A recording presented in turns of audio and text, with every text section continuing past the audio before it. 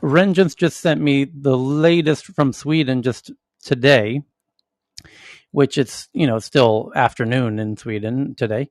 And this one just came out. It says new guidelines for unvaccinated people. And this is kind of new for Sweden. They haven't previously had this.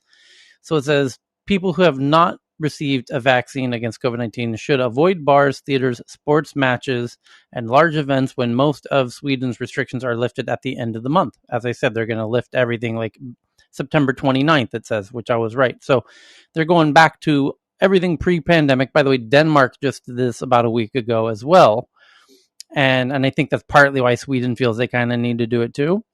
And so we're going back to pre-COVID everything, but unless for those who have been vaccinated, if you haven't been vaccinated, this is just very Swedish, by the way.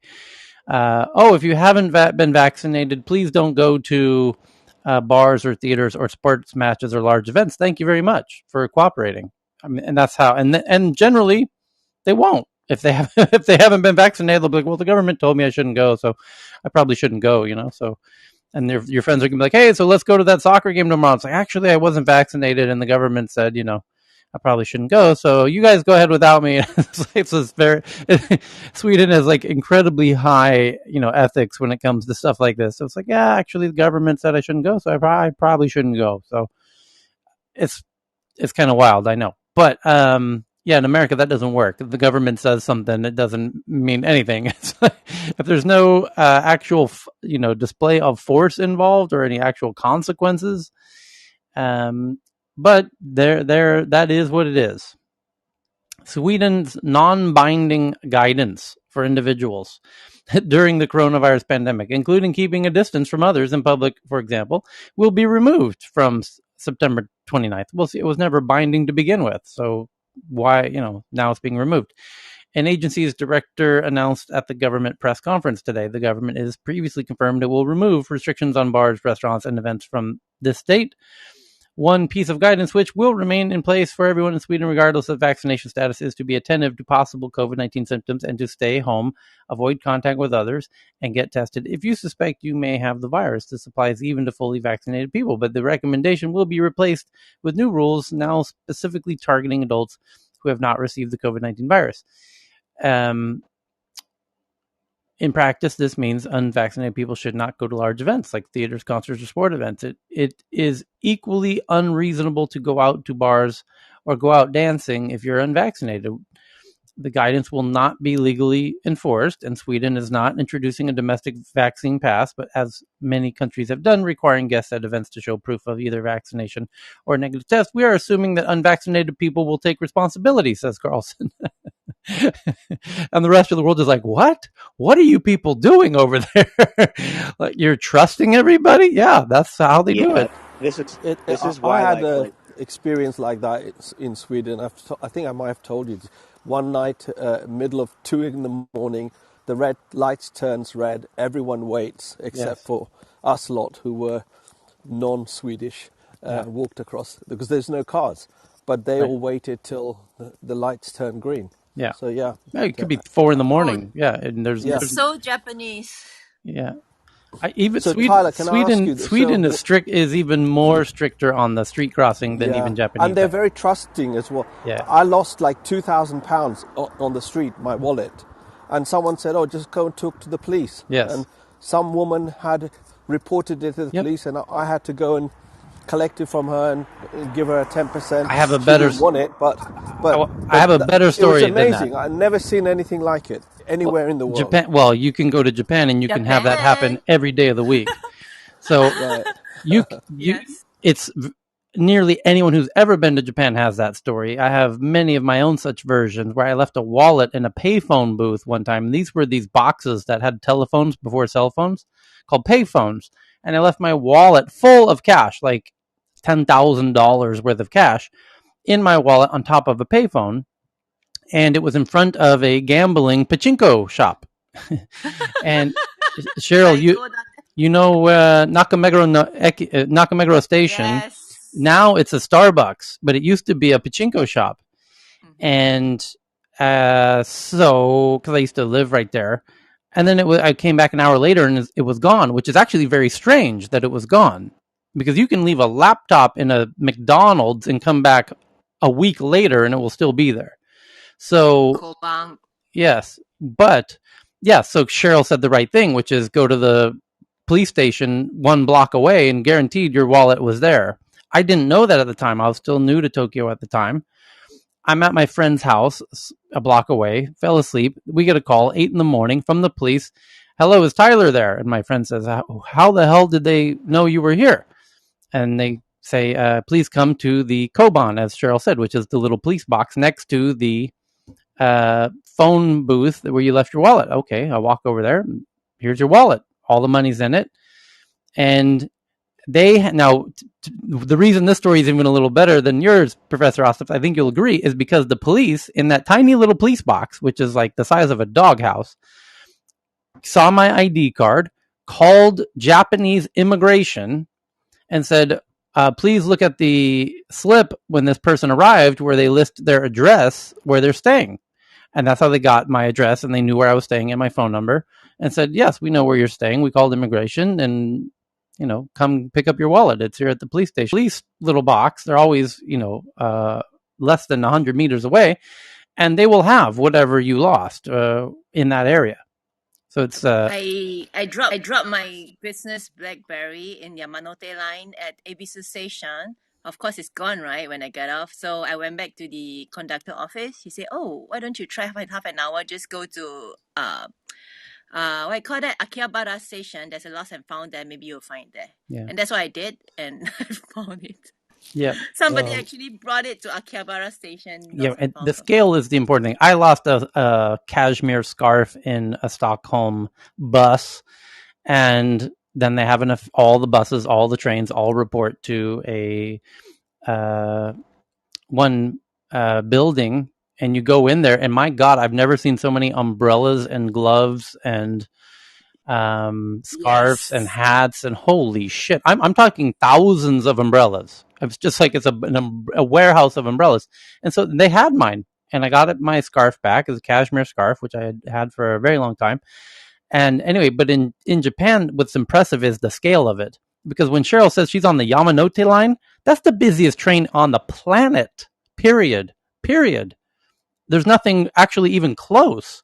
So we're talking millions of people going in and out of a bus. So the fact that they can still be so coordinated with that level of volume of traffic is what's so mind-blowing. Stockholm doing it, impressive, morally, ethically. They both deserve all the credit in the world. They're both absolutely remarkable in their high ethics and morals and values. However, we cannot compare Tokyo. Stockholm is 1 million people. Tokyo is 23 million people. So just by example. So, gosh, it reminds me of New York. Yeah, if only we had that in New York. So just quickly, I have similar sort of experiences, but the most fascinating thing for me, because the first time I actually went to Tokyo, I think that was about 25 years ago, but the most fascinating thing for me that most of the currency I actually dealt with, like, exchanging, buying stuff and everything, I couldn't find a single one with a double crease. And, the maximum crease would be 1.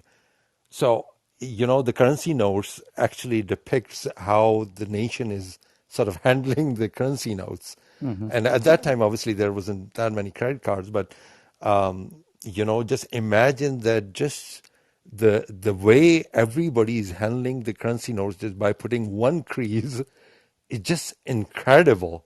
Mm-hmm. It's just not like few people, it's the whole nation. Mm-hmm.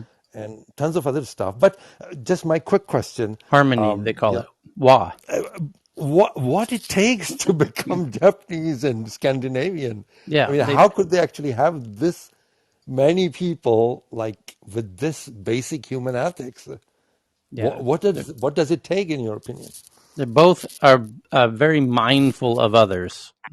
You got it. It's shame. Correct. People have to have shame, or they're not going to have honor. Correct. Well, Japan's very much based on social shame. Yeah. What about the social support infrastructure of the country? Sweden is like that, yeah. But Denmark even has really remarkable social support. Like the hospitals don't have cash registers or receipts, and they wouldn't know what to do. And they didn't know what to do when I walked into a Danish hospital with a broken ankle, and they did an X-ray and gave me crutches. And I said, "How much do I owe you?" And they're like, "What do you mean?" And I said, "Well, how do I pay?" And they're like, "We don't know what that concept means here in Danish hospitals. So just bring back the crutches whenever you're done with them, so we can give them to somebody else." Yeah, So, likewise in Japan, if you want to tip the Japanese, they get confused. They don't know what to do. Oh yeah, Japanese hate that when you try and tip them. They think it's like kind of like an insult. So yeah, they give if you leave a penny on your table, I mean 1 yen, which is like a penny in America, you leave a 1 yen coin on anywhere at any restaurant, they will hunt you down to bring it back to you. Like if you want a fun game to play, you could make a real viral YouTube video series just by leaving a single yen on your table as you exit a very incredibly busy restaurant and go into a train station. They will come find you, and they will hunt you down until that coin gets back to you. It's like of critical importance to them that this penny get returned to its rightful owner. Talking about money, Tyler, 20 years ago I was invited to give a talk in Tokyo, and when I arrived at the hotel, this lady hands me an envelope, and I opened this envelope, and there's loads of cash in it. I said, "What's this?" She said, "This is just so that you can go shopping." I was just crazy kind of behavior. I mean, never experienced that anywhere in the world. So, Tyler, is yes. it so this way of life in Japan, is that a cultural thing, or is yes. or is cultural? Because I thought it was either cultural, maybe they're financially okay. Maybe not well off, but just okay. So it's a cultural thing. Cultural. The thing about Americans is yeah. Americans, we're shameless, and it comes sometimes as a great thing, but sometimes it's the worst thing about us. Yeah, well, I have a very it's maybe not a coincidence that I have such a fondness for Japanese and Swedes, and they're both very introverted, and they're both very highly moral and ethical, and very deeply honest. I would say both of them. Anyway, yeah. So, but there's another side to all of that. Yeah, in yeah, Japan, yeah. So just ethnocentrism and what was really interesting on the Olympics, there were a lot of multiracial Japanese winning medals. I'm really curious to know how that was received and all that in Japan. I mean, it was pretty great to see, from the outside. Yeah. So, I mean, same with Sweden. Sweden's biggest superstar is Croatian, he's or wherever Zlatan's from, somewhere down there. And they don't think too much of it, especially the half, Hambun, half Japanese folks. Yeah, they're superstars like anybody else, And Tyler, I bet when you got the $10,000 back in your wallet, they also didn't have anybody identified as the person that that found it. You're right. I couldn't. Great point, John. I couldn't thank them even if I wanted to. You're exactly right. By the way, I mean, for whatever it's worth, and I feel weird revealing this, just 3 hours ago, but since we met last time, for whatever reason, I had a weird. Did you guys notice how the last time we met here was a little peculiar? I had to keep jumping out of the. Yeah. Was because something really weird was going on, and long story short, somebody did something very wrong, and they had to pay me like 2,000 baht, which is like 60 US dollars. And I didn't want to receive the money because I didn't really earn it. And the police were involved, and I told the police, well, I'll just take it to the hospital if if this person is going to pay me this 2,000, which they have to pay me because they did something wrong. And the rule is they have to pay me this $60 or 2,000 baht, which I don't care if I get or not. But so if you're going to force them to pay me, then I'm just going to give it to the hospital just because of COVID. And so I went over to the hospital and I went to give it to them, and they didn't have I didn't care about having a receipt. I just want to give it to the hospital. I don't care if they're in the hospital's like, no. If you give money to the hospital, we have to give you a paper for taxes to show for tax deductions. I was like, well, I don't care about the tax deduction. And they're like, yeah, but we can't take it from you unless we give you the tax deduction paper. So anyway, you would think Thailand would be just take the money. But anyway, so let's do the headlines. The big headline at this very moment is the initial benchmarks of the new iPhone 13. So basically, some people have gotten their hands on the new iPhone 13s, and they are bench testing them to actually verify the claims of Apple that this thing is faster than it was last year and blah, blah, blah, blah, blah. So they do these benchmark tests, and the A15 chip offers roughly a 15% improvement for GPU performance and a 10 to 18% improvement for CPU performance over last year's chip. And this is interesting because every year at this Apple iPhone event, they always, every time, they've always, when they did their chip updates, which they always do, they always show. And this is now the fastest iPhone ever. It's a whopping, usually 20 or 30, sometimes even 40, sometimes even 50% better, faster than last year's, model. This year was the first year they didn't do that. And I and Evan, when we were watching the live stream, what was that, 2 or 3 days ago, both noted, hey, wait a minute, that's weird. That's not normal. This year they did something truly unprecedented, which was they didn't say, here's how it compares the improvement over last year. They did something totally different. They said, it's this much better than the next closest competitor. Huh? You've never done that before. What is that?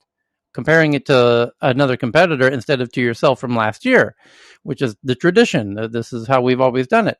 So that's why we were looking forward to this bench test. A lot of Apple geeks were. And that's why it's the most shared story in all of Twitter at the moment. This initial benchmarks. So now we have the answer. And now we know why they changed their decade-long tradition of, revealing how much better it is this year than last year, because it's not that much better. It's 10% better. And you can't say that in a keynote address. You're not going to have Tim Cook be like, this is amazing. It's the new iPhone 13 and it's 10% better. That doesn't cut it. So now you know why they compared it to the next closest competitor, which I think they claimed was, 40% better or whatever. Because 10%, that ain't going to cut it. So now we know. Tyler, we have another interesting benchmark that would be interesting to see, and that's how much faster Fortnite runs on it. Well, that's kind of the important point, is what specifically is the benchmark measuring, because they've been doing that in computing for decades, right? It was megaflops, how many, whatever, back in the day. So what application or what is it? And then, quite frankly, I mean, how much power do you need to move something from here to there? There are specific, whatever that was the other day, the announcement, they showed really clearly, real time, this and that, and that's really what you're trying to get to. So they really made lots of strides. I think the thing is, though, Tyler, when it comes to these processors, especially for the phones, it's all about cores. Like you could throw 8 power cores in there and you'll have the fastest ARM processor on the planet. But they typically blend efficiency cores with the power cores. Power usage, yep. Yeah, so if Apple really wanted to, they throw 8 cores of all just power at it. Yeah. And people would prefer longer battery life than faster processors generally. So. And so if you look at what Google's doing with Pixel, like their chip, Tensor, they've gone, they have the same mix of efficiency cores and power cores, and all of them are running ARM A64 architecture. So that's why they're now saying a comparison between competitors, because ultimately a competitor could make a better chip than you tomorrow. They just got to order the version that has the right core selection. So I think for them now, they're now getting into the marketing of differentiating between their competitors instead of just their previous version. And I know it's different, but I think that's why they're pivoting, because, they not only have M1 now that they're working on, that was kind of an ace in the hole on their CPUs, But now Google and others are working on their own version of a in-house 64-bit RISC processor. And I'll shut up now, but basically I think that's why they've done it this way. Anyone could go out tomorrow and order an 8-core ARM that would be better than the A15, because you just are selecting it that way. So there was. So that makes it a two-dimensional value proposition, and they should just pump that more with regards to you get more battery life. So there's a related article about. Here it is. I just found it. It's from phonearena.com. And before I read that, there was two related headlines here.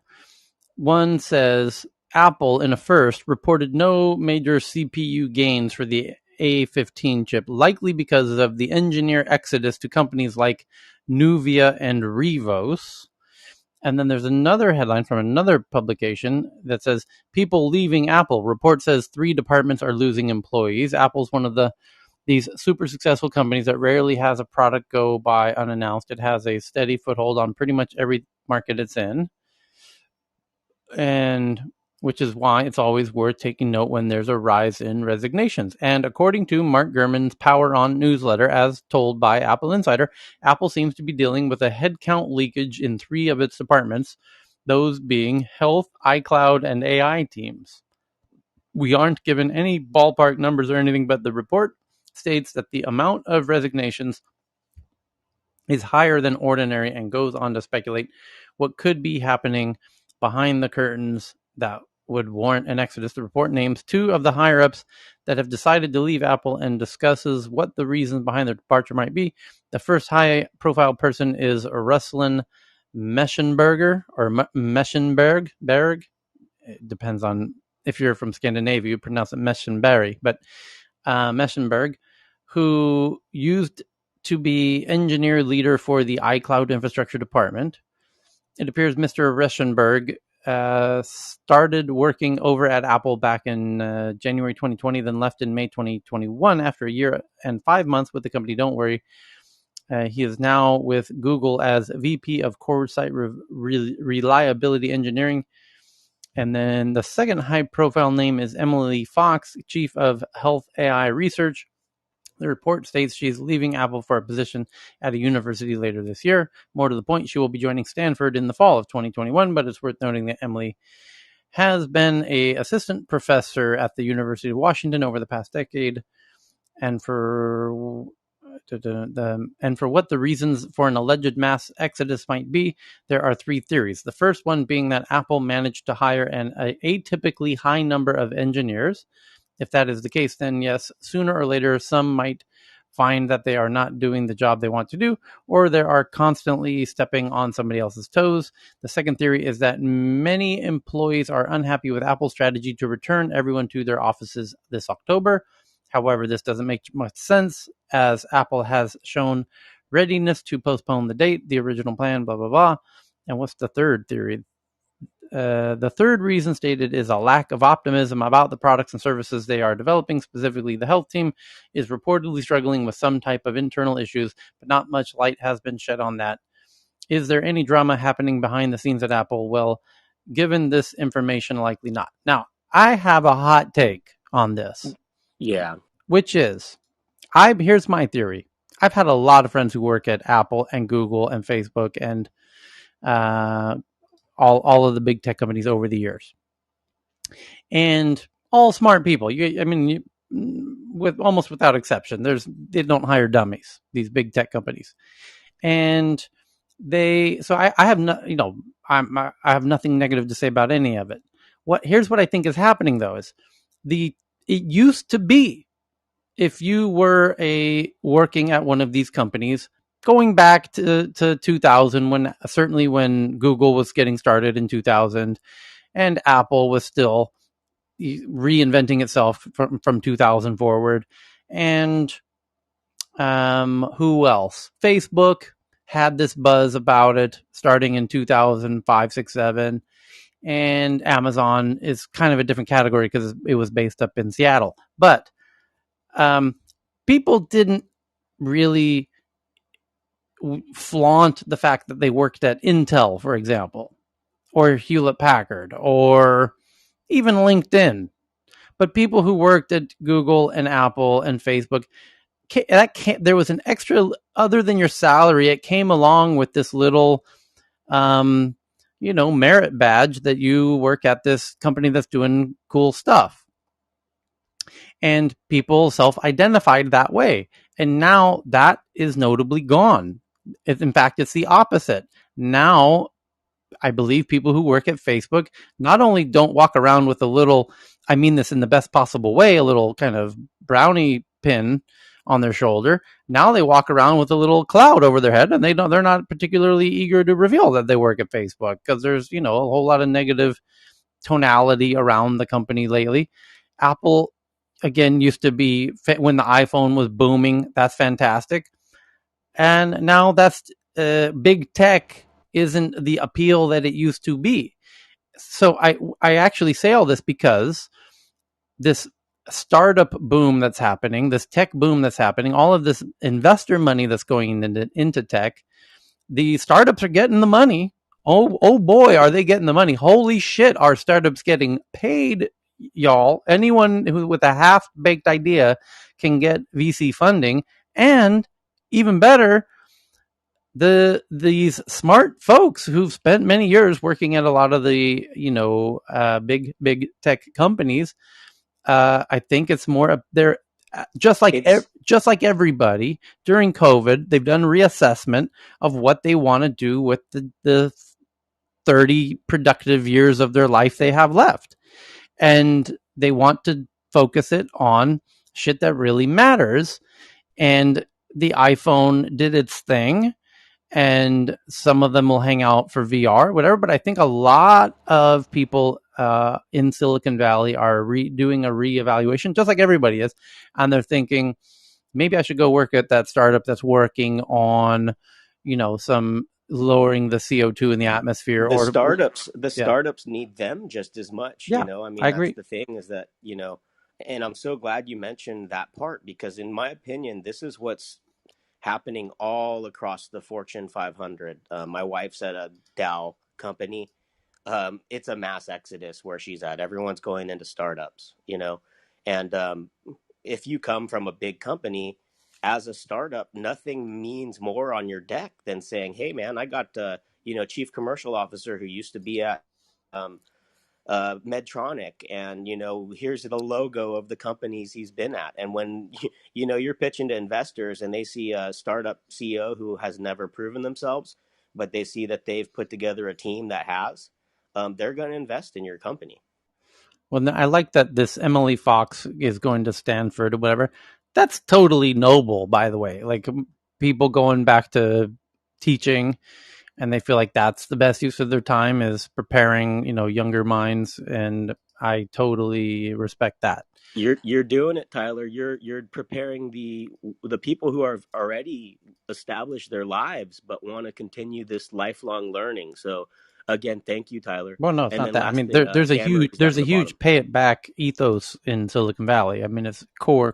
Yeah, and you see it here in Clubhouse. There's so many rooms where investors, and whether or not their motives are pure or not, are putting in their time to teach startups about the culture, about how to get better. This is fantastic. And sorry, last but not least, our friend Anna Marie's down there. Okay. Oh, right. So raise your hand, Anna Marie. If there you are.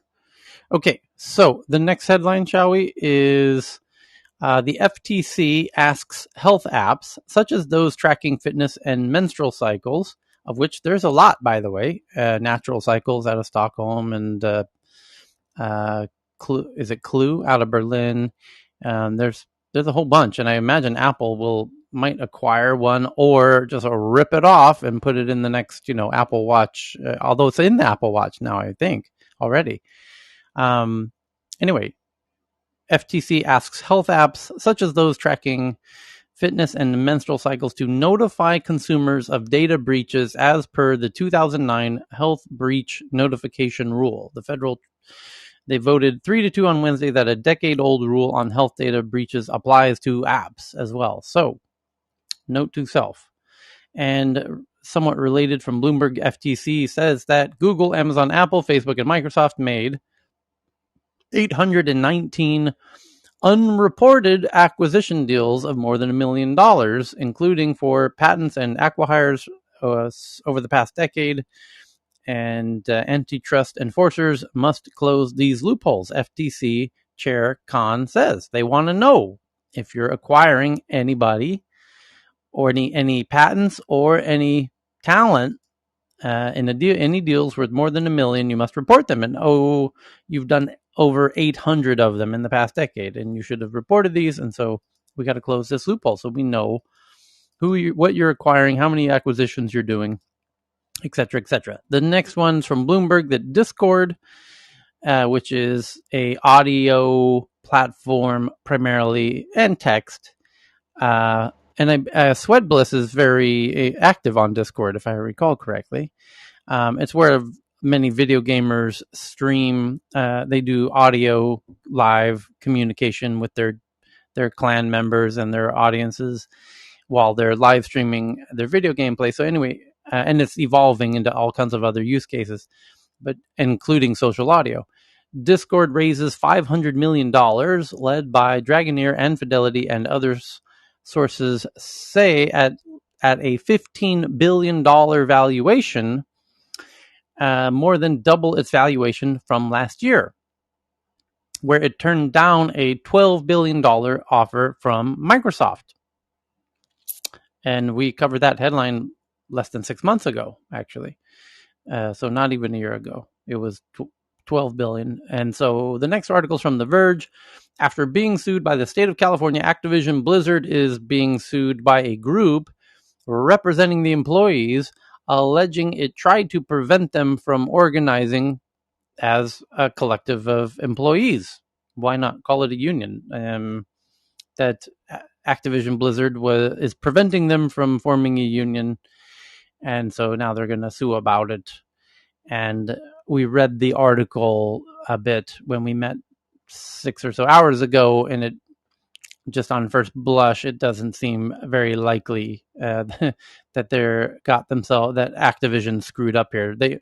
They're accusing them, but they've given no firm evidence of, at least in this article that we read. They're just saying, yeah, they're preventing us from organizing. Okay, great. So what did they do specifically? Well, they didn't reveal anything specifically, so we can't really decide honestly if how that case will turn out. But we will be watching, and that's going to be very interesting. And it does fit into those of us who have been around when that whole scenario was happening with Activision Blizzard and their disgruntled team members, where it started out as a sexual harassment and discrimination issue. If you guys remember this, right? It was the female team members at Activision Blizzard saying there's a whole lot of sexual harassment and discrimination at Blizzard. That's how it started. That's what started it, right? We all remember this, correct? Yes, we do. That's the California lawsuit. That's the suit that they filed. And then it turns out a quarter of the company co-signed a letter saying that they agree that the company has issues when it comes to sexual harassment. And well, that's a lot of guys, 25% of the company. In fact, it's probably a lot more guys than girls. So, or gals, to use the guys and gals. So the focus has shifted, and I called it out while it was happening and even somewhat predicted it. I was like, when just by signing this letter together of 2,500 signatures, that's the beginnings of unionizing right there. I hopefully you give me a couple mic flashes if you can validate my point when we read that article at that time about that signature collection that just happened. They got to be careful. This could evolve into a type of unionization effort. And then here we are. And now they're claiming that the company's not helping, is preventing them from organizing. And by the way, the California lawsuit also has shifted. It's not just about women anymore. It's about former employees and even male employees who have different beefs with Activision Blizzard. So the lawsuit keeps evolving and keeps getting more and more away from the origins of the sexual harassment and discrimination and more towards just trying to get them to unionize. And it's a really interesting to watch how that's evolved. So the next, it's almost as if there are 62 metric crap tons of ethical and moral issues inside game development that have never surfaced really and have never been dealt with and have just been festering for the past 40 years. This is such a great point because, and you said that perfectly. And the fact that there was sexual harassment and sexual discrimination, that's one of a whole lot of issues, is another way to say it, that they have. And then they realized, oh, this, and by the way, this is not in no way unique to Activision Blizzard.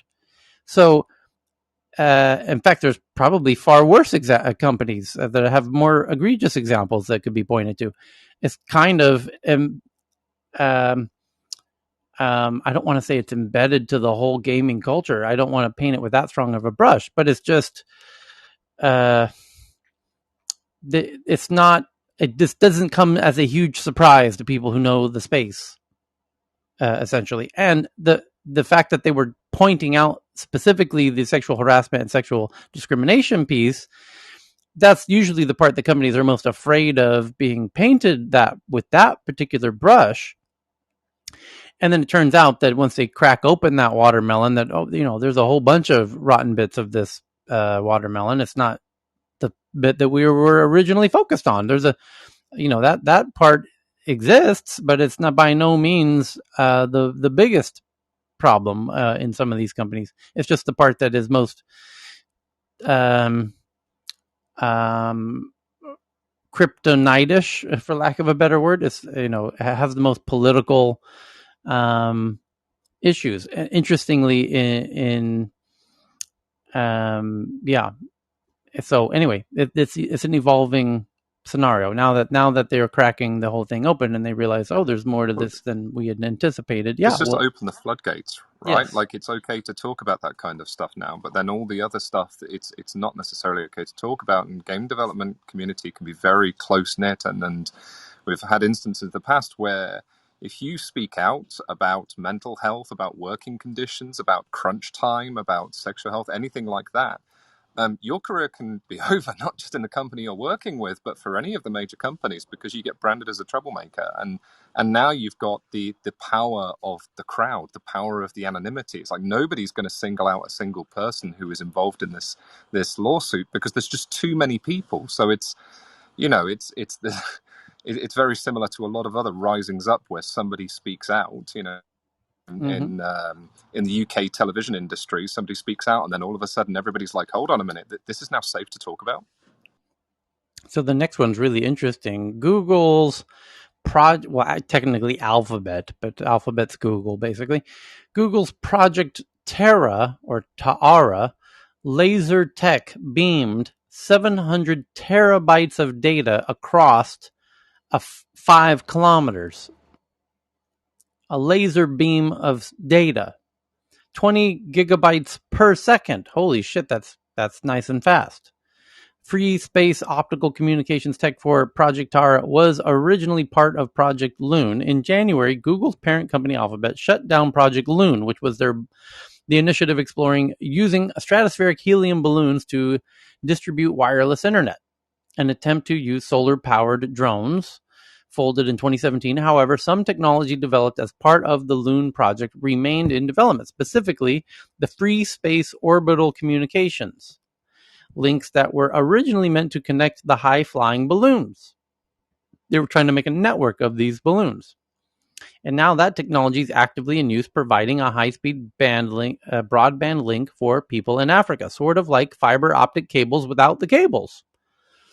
The Free Space Optical Communications, FSOC, can create 20 gigabytes per second, which is 20 gigabits per second, which is about 20 times faster than fiber cable service that people get at home. Even the fastest fiber cable that people get at homes generally is normally 1 gigabit. And so this is 20 gigabits, but without the cable. It's laser. Broadband link from 2 points that have a clear line of sight. The Alphabet's Moonshot LabX was built up Project Tara to give it a shot. They started by setting up links in India a few years ago, as well as a few pilots in Kenya, and today revealed what it has achieved by using its wireless optical link to connect service across the Congo River, because it's hard to do the cables, through water and land and rivers and whatnot. Particularly rivers, because they have, they flow. It's even more challenging than oceans in some sense.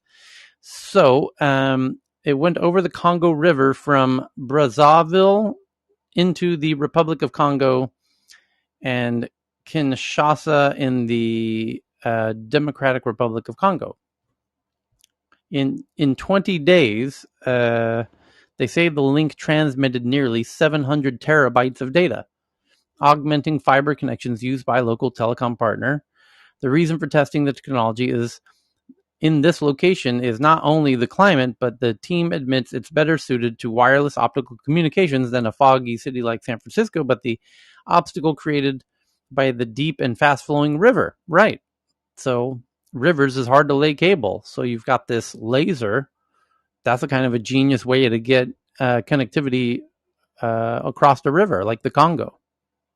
Quite brilliant. What distance did they say?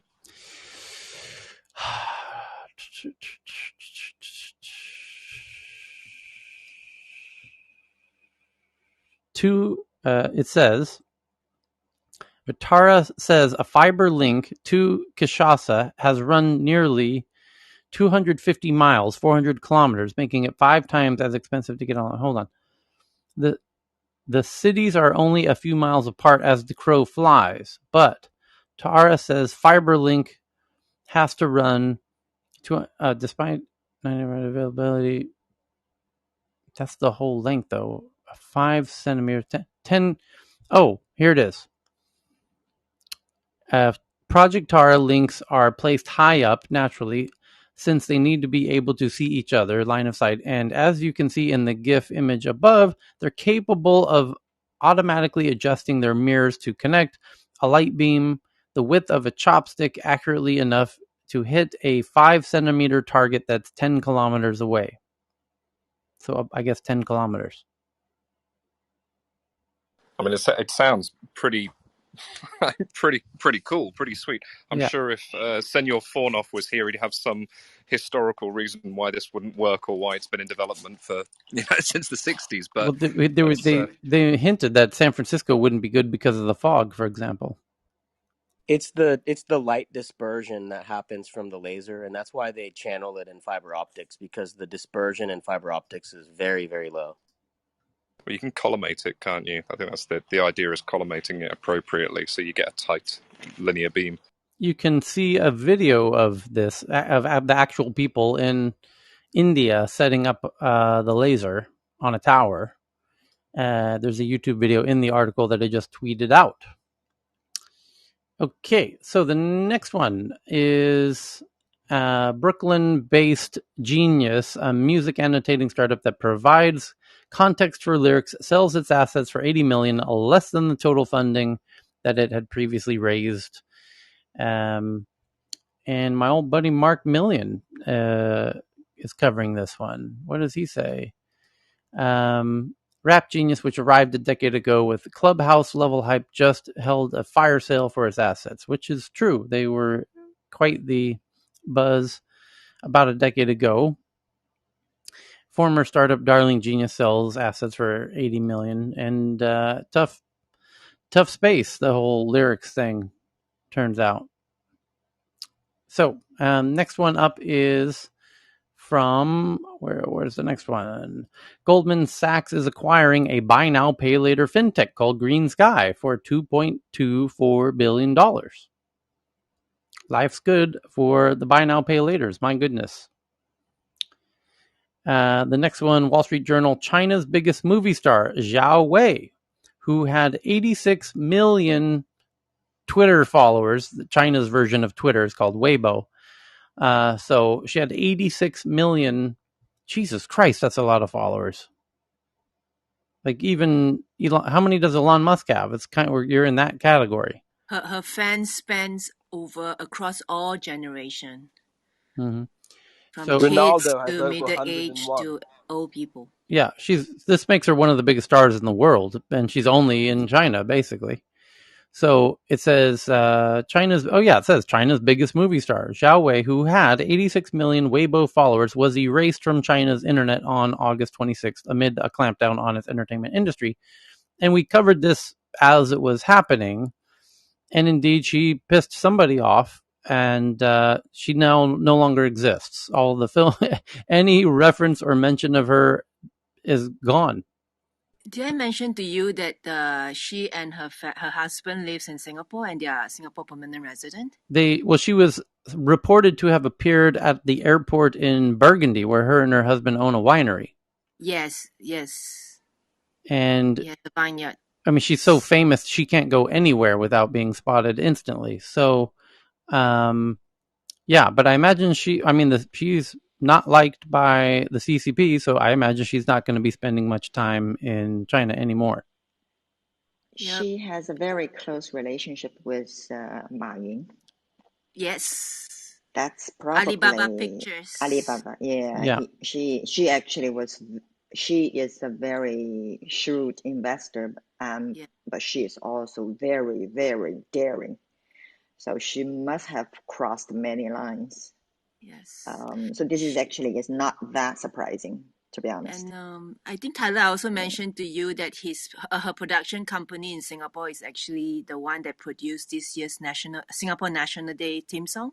Right. Well, she has a lot of business. Like she's beyond being a star, she's a very savvy business person and a massive investor. As many properties in Singapore too. Right. But one of the things that the journalists were pointing out was that one of the actors and kind of Chinese stars in her agency appeared at the Japanese war shrine in Japan, which is a big that was a very bad move. Yes. Yeah, and that also caused a huge outcry in China. Right. This just for context. I mean, this is the fight that was kind of between Japan and China, and this is the place where Japanese prime ministers go once a year to pay respects to the fallen Japanese military service people. And even when a Japanese prime minister goes there, it makes China very uneasy. Like they get very upset when anyone goes there. And it's the idea that a Chinese person would go there. This is, I mean, help me. I imagine it's similar to a kind of like somebody going to Auschwitz, and like if Israeli, I mean, Jews do go to Auschwitz because as they should. I mean, that's the kind of the point. But it's like this level of it's like having an SS shrine and the right. prime minister, what's it called, Chancellor of Germany going to it. How would anyone react to that? Kind of, yeah. Or to be fair, Yasukuni Jinja is actually a very famous sightseeing spot. So even if you don't pray at the shrine, it is actually very famous for sakura and for autumn leaves. Cheryl, right, but the Japanese in the Second World War did all kinds of atrocities in Asia. Right. And that's what, I mean, I know people who are in England who are war heroes who hate Japanese, even though they don't even know any Japanese now. And Japanese today are very different to they were then. But if you're a 70, 80-year-old man who experienced your friends getting tortured, then you'll have a different perspective. And that's what it is. Yeah. Back to the point, exactly. though. No. I think also, there's not another place that person could have gone. There's not a worse place that person could have gone in terms of political sensitivity to get themselves in deep shit. That you try and name another place on the planet that would be worse to go to. I challenge you to do so. I don't think you could come up with one. Yeah, I think you absolutely nailed it. This is a no. It's like, yeah. So, the story just prior to this, isn't that like with regards to what the CCP did to the megastar? Yeah, that's a huge kind of sending a strong signal, right, to all the wealthy Chinese. Correct. Period. Whether you're a celebrity or anything, that is kind of like we're serious. Full stop. Behead the social profile, right, of this megastar. So there's talk about brain drain or things like that. I'm wondering. It's going to be interesting to see the implications of that with the powerful Chinese that.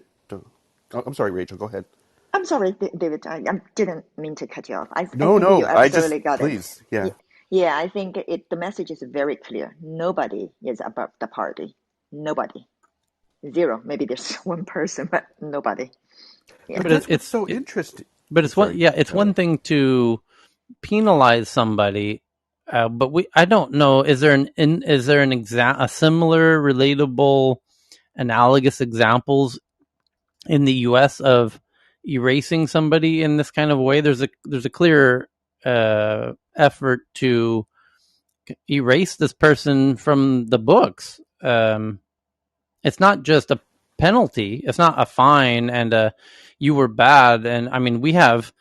This isn't exile. It's modern exile. Mel Gibson would be the closest, where he came out and made some very anti-Semitic remarks. And no, that's nothing like this. Because in the West, but I'm just saying the West, closest you have freedom of speech. Yeah, well, the closest in China, you have nothing. Yeah, I'm sure, but for example, Mel Gibson said something, that was anti-Semitic. That's about as bad as you can do in Hollywood, and yet he was kind of canceled from Hollywood, but only from Hollywood. He still exists, So, in fact, he's even with Muhammad Ali, right? Muhammad Ali didn't with regards to the Vietnamese War. He just said no. Or, if I recall, and I apologize if I don't have the history correct, but it won't quite happen in the U.S. as what can happen over in China. But it's just what the implications of this. China's very different now than it was 10 years ago, right? And from when it was 20 years ago.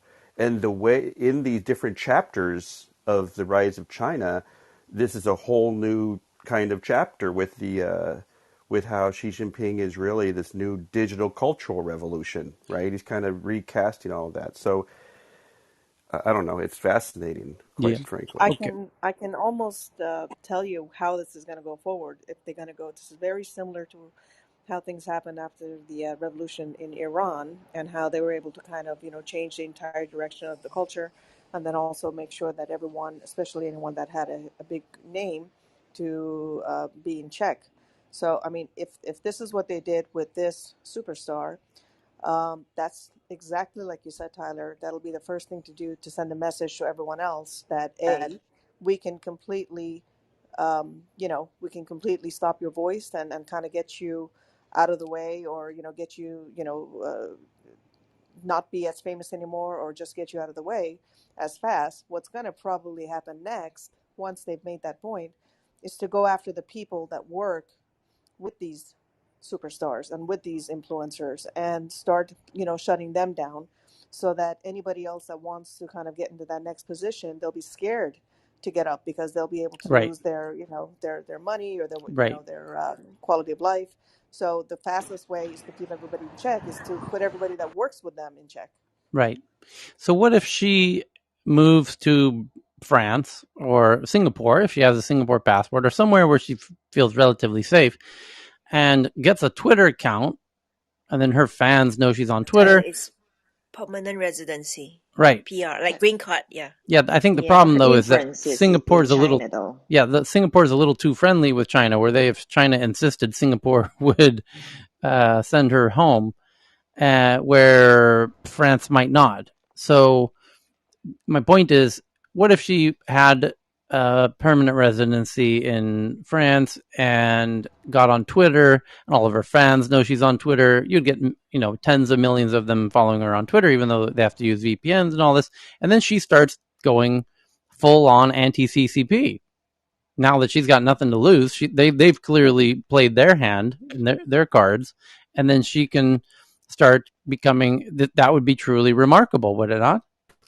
I don't think she dares. Yeah, I mean, I don't think so. She still has no motivation. her life. Yeah, Yeah, she still has a life. She can still live like a normal person. But if she crossed that line, anything can happen.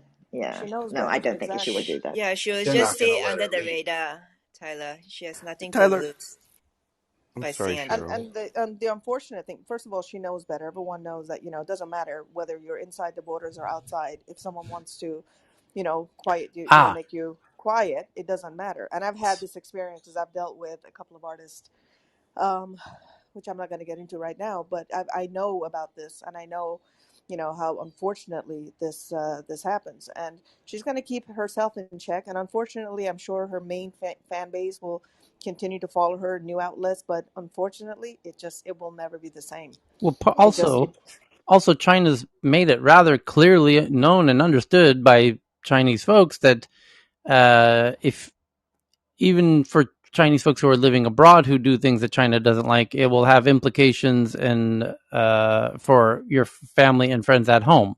So that's what all of the Hong Kong protests were about, right? It was about trying to extradite someone from Taiwan back to Hong Kong. Yeah, because you'd have to get everyone you care about out, or they will use that against you.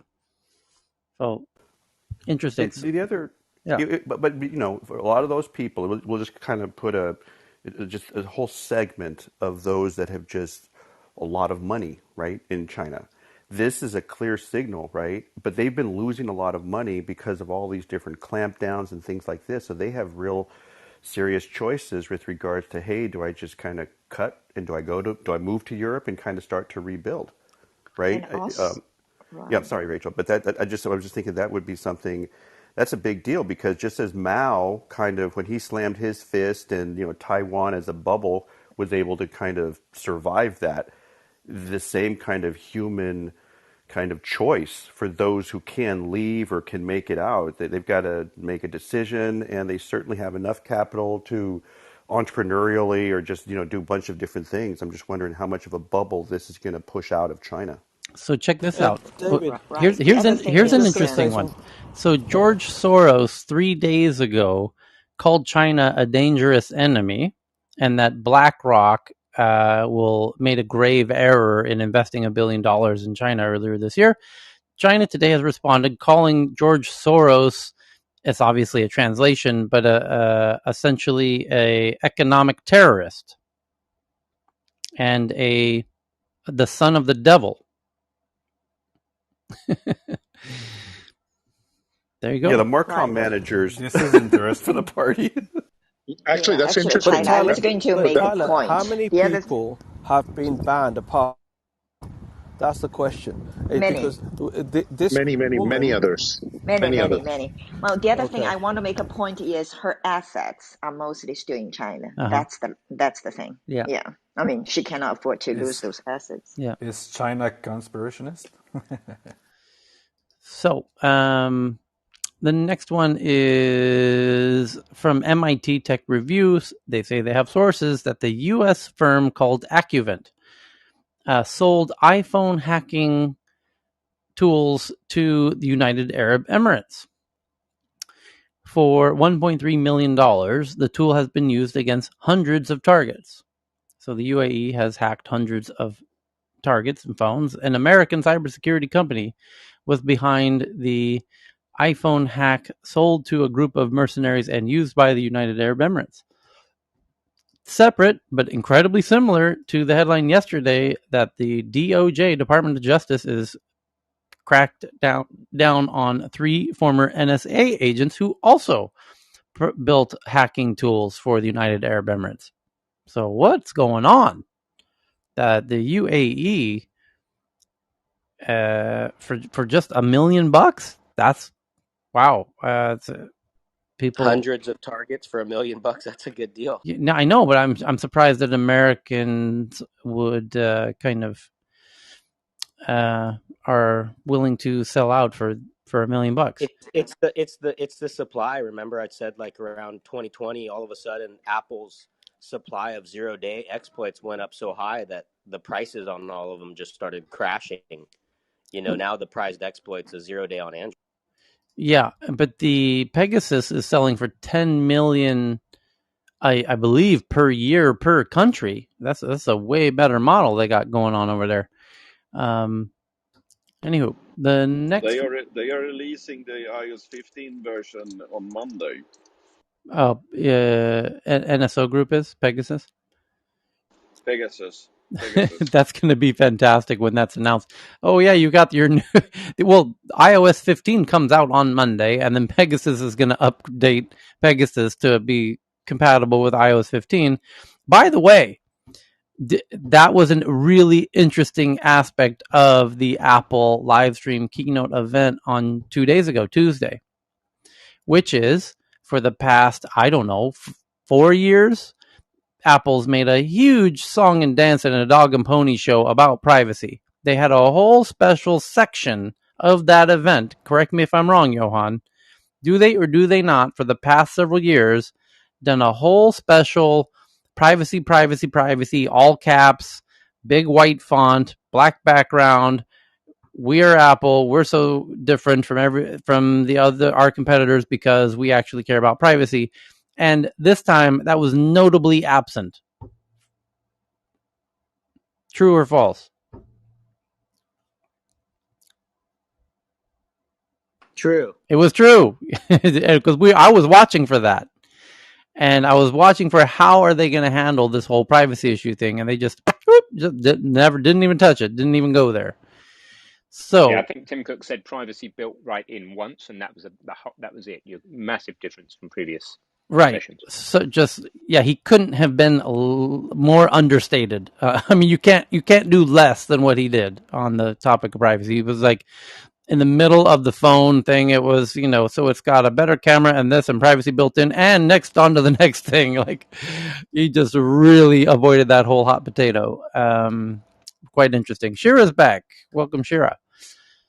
And I want to ask Shira what her take was on the. Did you happen to watch the Apple live streaming event or see the updates around the new watches and phones, and any thoughts on all of that? So I did not get to watch the event, sadly, but I did see some of the updates, and I saw some of the memes about it as well. But yeah, I mean, regarding the phone, of course, it seems really cool, and the camera aspect seems really cool. But it kind of looks the same as the most recent phone in a lot of ways. Yeah. I didn't see much about the watches yet. If you could enlighten me on that end, Yeah. Interesting that the thing that people seem to liked most is this new cinematic focus shifting. That's the only killer feature I think that came out. Right, but you and I know that's a software thing, not really a hardware thing. So I'm granted that it might be. I'm curious to see if that will work on the 12 Pro Max or not, or is there something that the new hardware, you need that level of hardware to enable it? They'll probably say that it's the time of flight. When they started talking about this thing will focus on certain people and track them, I started saying it's probably the time of flight that's doing a lot of the heavy lifting. Yeah, and that's in the 12 series. They have a habit that Apple have done this for a while to tout the new features of a given phone, but fail to mention that it's basically software enabled only. You've seen that a lot over the years. I think you're totally right on that, Tyler. I wouldn't be surprised at all if it works on the 12 Pro Max as well, which has also got the LiDAR. So. They're going after Instagram and TikTokers and, influencers and the people that are really going to want to, like you said, the software stuff. Yeah. Okay. Next one up is, what do we got? From Bloomberg, as China expands its crackdown, Tencent, which is WeChat, which is one of the big super apps, loses its place among the world's 10 largest companies by market value, leaving no Chinese companies in the list of the top 10. Holy shit. Wow, that puts it in interesting context. The firm's value has shrunk $388 billion. Dear God. Talk about holy cow. Can you imagine a tech company losing nearly $400 billion in value over the course of what? 2-ish months? Holy sweet Jesus. There's going to be a new term for that kind of loss. It's going to be called the Evergrande. Yeah. Well, by the way, Evergrande's going to implode on $300 billion in value as well. We weren't talking about Evergrande. Who else lost $400 billion? Tencent. Holy crap! Evergrande was worth, or it had $305 billion in loans that they can't repay. The Chinese government has now warned the banking associations that Evergrande's not going to be making their loan payments on September 20th. And George Soros is saying, watch out.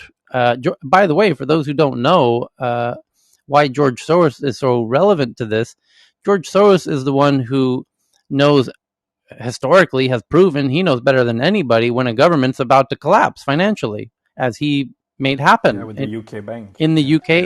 Who said no China in 10 years? Because I'm actually starting to believe that. Well, it was not only the UK bank. He also he didn't cause the Asian financial crisis, and he crushed the Bank of Thailand as well, because Thailand's currency was a little out of whack. He leveraged against it and cracked the whole economy. Bye-bye. Game over. All chess pieces removed from board. Do not pass go. Do not collect $200. Go directly to jail. So Thailand still is bitter about George Soros. In fact, George had to cancel a scheduled appearance in Thailand even a few months ago because people are still bitter about the Asian financial crisis that he caused when the Thai baht got, a little out of whack because the federal bank here it was kind of taking a little too many liberties with the Thai baht. And George knows how to understand the true value of an economy, and when it's playing correctly and when it's not playing by the rules, and when it goes beyond the rules of the physics of gravity of the economy, he's on top of that. That's his game. And he's telling everyone, China, and he's not the only one. Peter Zeihan is the one you're asking about, Chris. Peter Zeihan's the one that's saying. But then George Soros recently is saying, China's in the red zone. No go.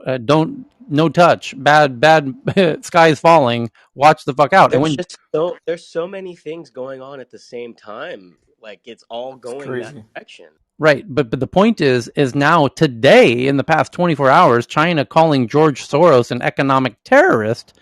China is very well aware of what happened with George Soros in the Asian financial crisis. And they know goddamn well he can come in and crush their economy single-handedly, as he has done multiple times previously. So, George is not somebody you want to piss off as a country. I think there's an article on Evergrande saying that on the bond has been suspended, something along those lines. China, Evergrande, onshore bond trading suspended after downgrade. Yeah, I think that the general feeling is that China will nationalize them. They're not for $300 billion going to have an economic huge stain on China and have banks in trouble, etc. So they're kind of too big to fail. It's just what will be the collateral damage on other real estate and property and insurance companies. But at some point, it seems that this is what they want. When they changed the law against the gaming, they put the game 3 hours to 1 hour a week. This affects Tencent directly. It's crazy. 3 hours a week. 1 hour Friday, 1 Saturday, 1 Sunday. Yeah, and those changes affect Tencent directly. It's crazy. Yeah, but it's curious because they want to have affordable housing, and maybe the state needs to control the biggest real estate company and make it a state-run thing, state-run property development.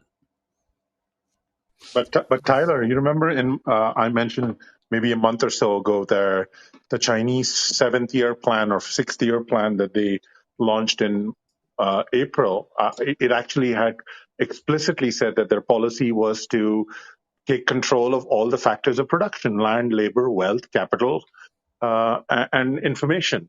So they're going with their playbook. Yeah, they're going with their playbook. Yeah. Okay. Well, we're still the world's now paying more attention. I think now it's getting more interesting in recent days. So I can't see what happens next. I mean, the most recent development is the Macau and the crackdown on gambling, and which Macau actually could be two things. It could be money laundering and gambling, and they probably want to crack down on both, honestly. So where everyone's kind of on standby to see what happens next. It's getting really interesting. Where's Jeremiah? I see he popped in here, so I want to try and get Jeremiah on stage. Anyway, the next one is from it says a look at couchsurfing.com, which is now headed by Palantir alumni Patrick Dugan, as it abandoned its always free ethos at the start of the pandemic. I don't know that there's anything much interesting there. The next one's from Bloomberg. Bloomberg says they have sources that China's crypto mining crackdown has expanded to focus on colleges. Oh, Jesus. We just got done saying I can't wait to see what happens next, and here it is. Bloomberg says they have sources. China's crypto mining crackdown has expanded to focus on colleges, research institutions, and data centers as fears over its winter power supply grow. Governments are checking for illegal mining in labs, colleges, power shortage concerns among reasons behind inspections. Wow. That's kind of interesting. China's campaign against the cryptocurrency industry is now targeting miners who tried to disguise themselves as data researchers and storage facilities to stay in business, according to people with knowledge of the situation. Inspections intensified this month in several Chinese provinces, targeting illegal mining activities in colleges, research institutions, and data centers, said the people who asked not to be named due to the sensitivity of the matter. Oh, come on. It's just a little few years in jail. Concern over the country's power supplies for the upcoming winter season is one reason for the urgency, they said. The new round of scrutiny could further depress the amount of crypto mining occurring in China, which for years had been the dominant player and as recently as April had about a 46% share of the global hash rate, a measure of computing power used in mining and processing, according to the Cambridge Bitcoin Electricity Consumption Index. Both Bitcoin's price and the global hash rate tumbled after China cracked down on the industry earlier this year, though they've since recovered. And while plenty of miners fled the country, some had bet they could continue to thrive under the government's oversight by shifting into less known tokens and decentralized storage technologies. The People Bank of China and the National Development Reform Commission didn't respond to any questions sent by fax. Now you're talking, Bloomberg. Send in those questions by fax machine.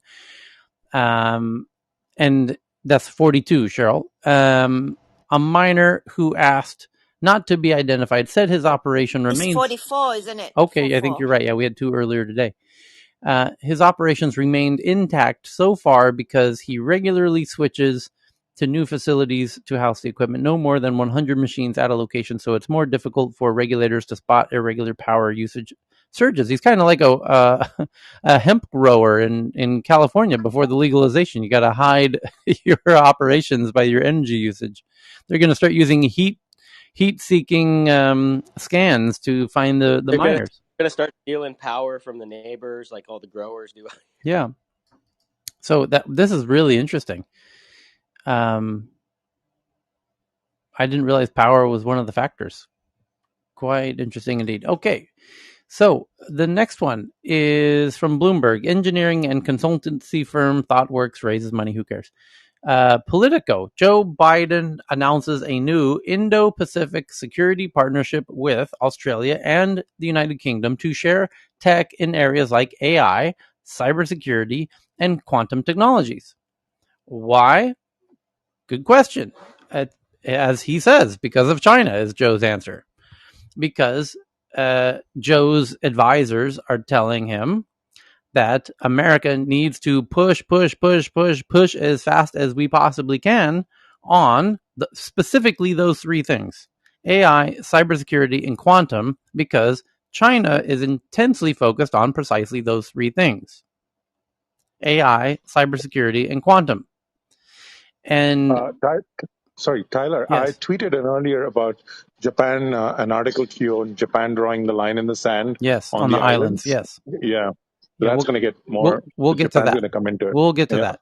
But the point is that the U.S. is waking up to the realization that we need to push to stay on top of AI, cybersecurity, and quantum. And I would also add genetic is the genetic engineering is the other fourth leg on that chair you could add. But China being as big as it is and committing as much resources as they are to those three things, we need to it's very strange and from an American context that we feel small relative to a competitor. We're not accustomed to that kind of scenario. So we're partnering with the UK and the Australia, who are politically, socially, perhaps the closest, and in many ways, and so that we can share our resources in pushing towards AI and cybersecurity and quantum. And the UK is notably advanced in AI.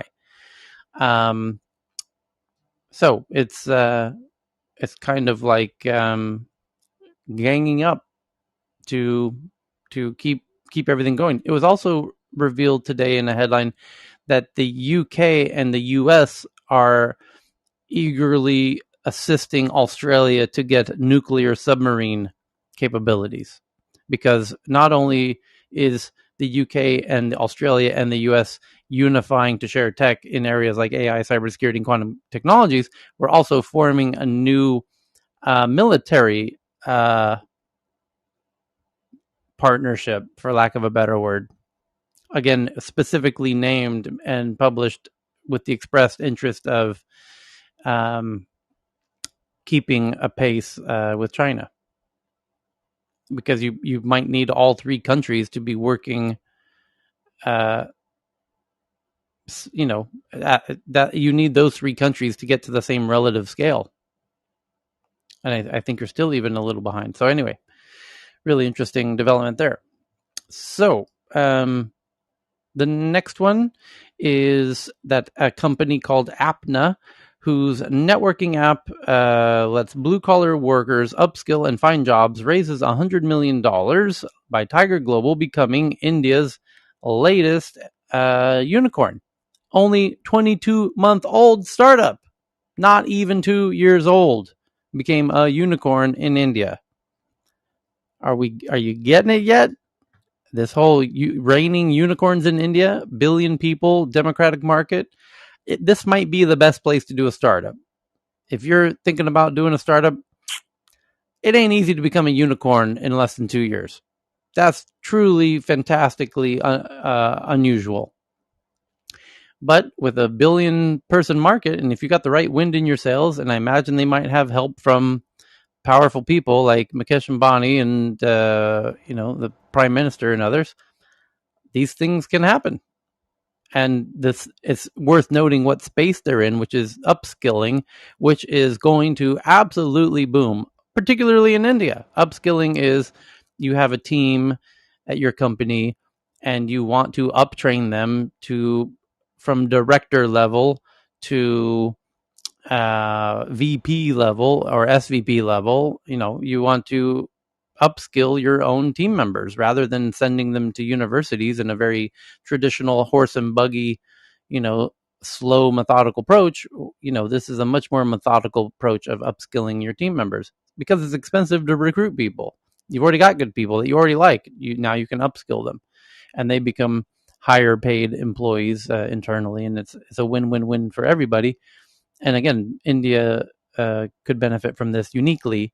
So, as impressed, did the government say they want to cherry pick like 300 startups to make 100 unicorns? That's true too. Yeah, they did say that in a headline about a month ago.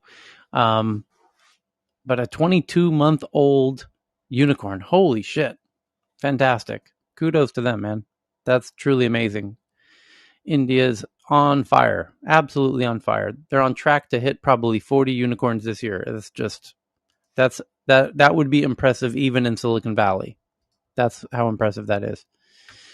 And the other thing is, the size of the Indian market is such that many of these unicorns could, in terms of scale beyond the normal size of an American tech company, because they can service, once they grow out of India, they can service all of Southeast Asia. Might be their second. Lots of dragons, like they now are calling them, right, coming out of there. They'll probably come up with some funny name for them. Yeah, sacred cows. Why not? Anyway, next one up is from Reuters that WhatsApp launches its first test of a public directory for businesses within the app, starting in Sao Paulo, Brazil. Facebook's messaging service WhatsApp on Wednesday launched a new feature to make it possible to search for businesses within its app for the first time, the company told Reuters. Very cool. Could be huge. Apple tried to do this 5 years ago.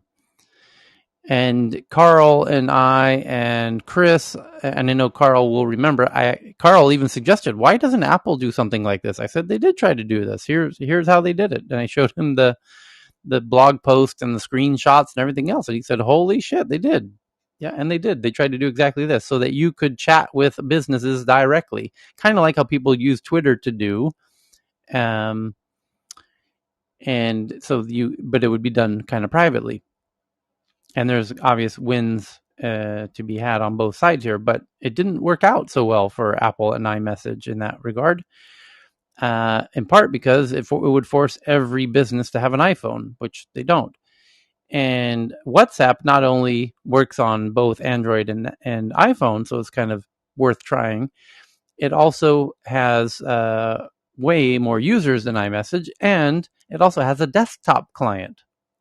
Well, but so does iMessage now. But we'll see if they can evolve that into something really cool. It's having a presence. Facebook having the business page is the key difference there. Yeah, well, you're right. There are plenty of users that have iMessage, and they could have had 5 million companies sign up, and it would have been a massive success.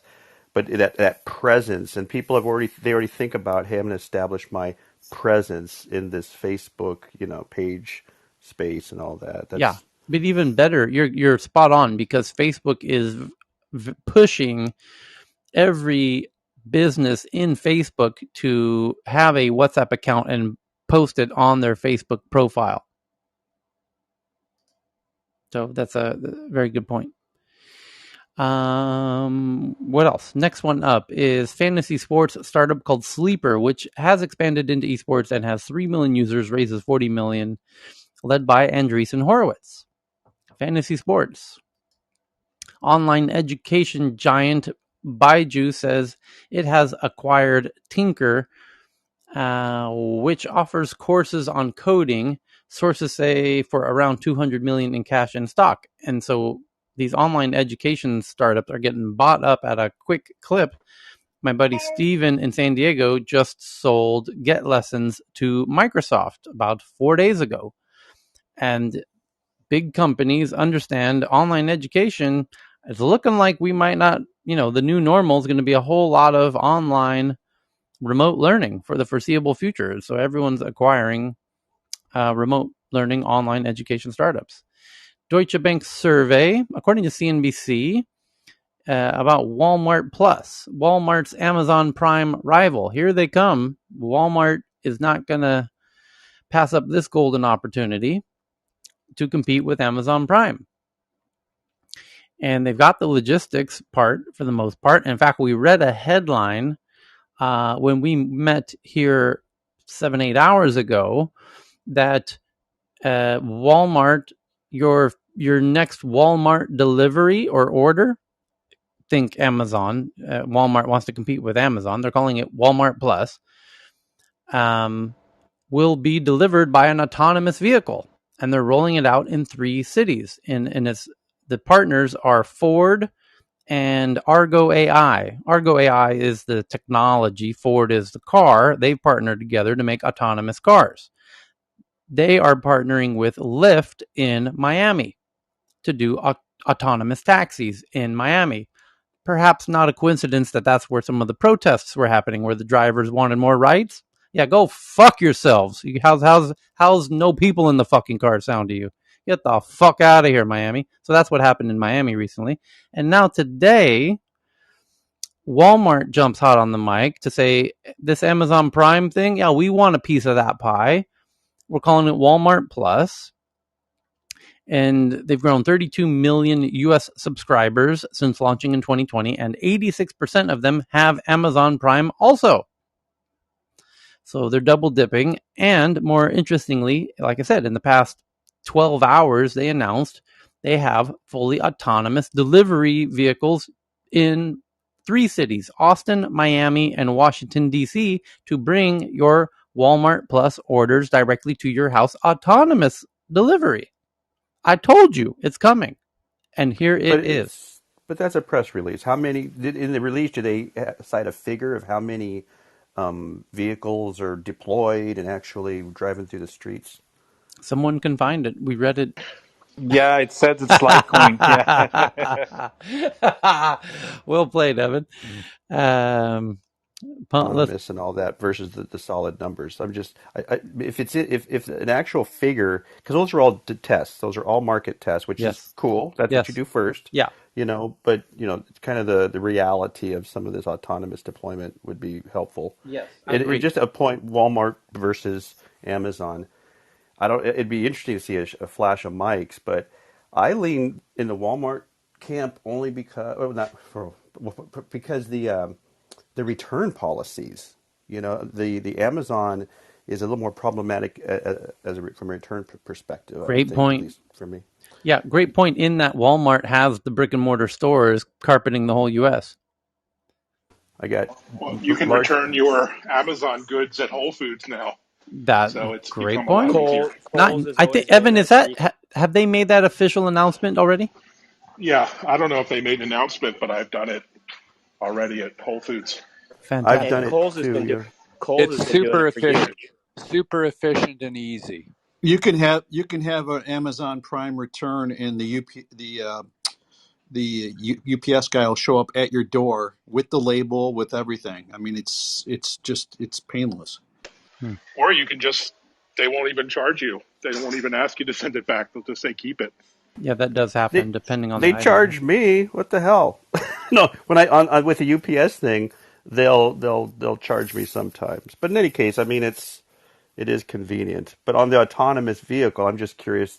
Would love to know how that's going. Right? We'll all find out soon. Yeah, we should find out quite soon, and it's a fair point. But the other related dot to connect in that puzzle is the fact that Ford and Argo, same partners, are partnered with Lyft in the same city of Miami. So if they're doing autonomous taxi deliveries with Lyft, I don't see why doing the Walmart Plus deliveries won't also be happening, relatively soon. I don't think it's really just a PR puff piece. I think if they're already doing the Lyft rides, it can kind of take them at their word on it.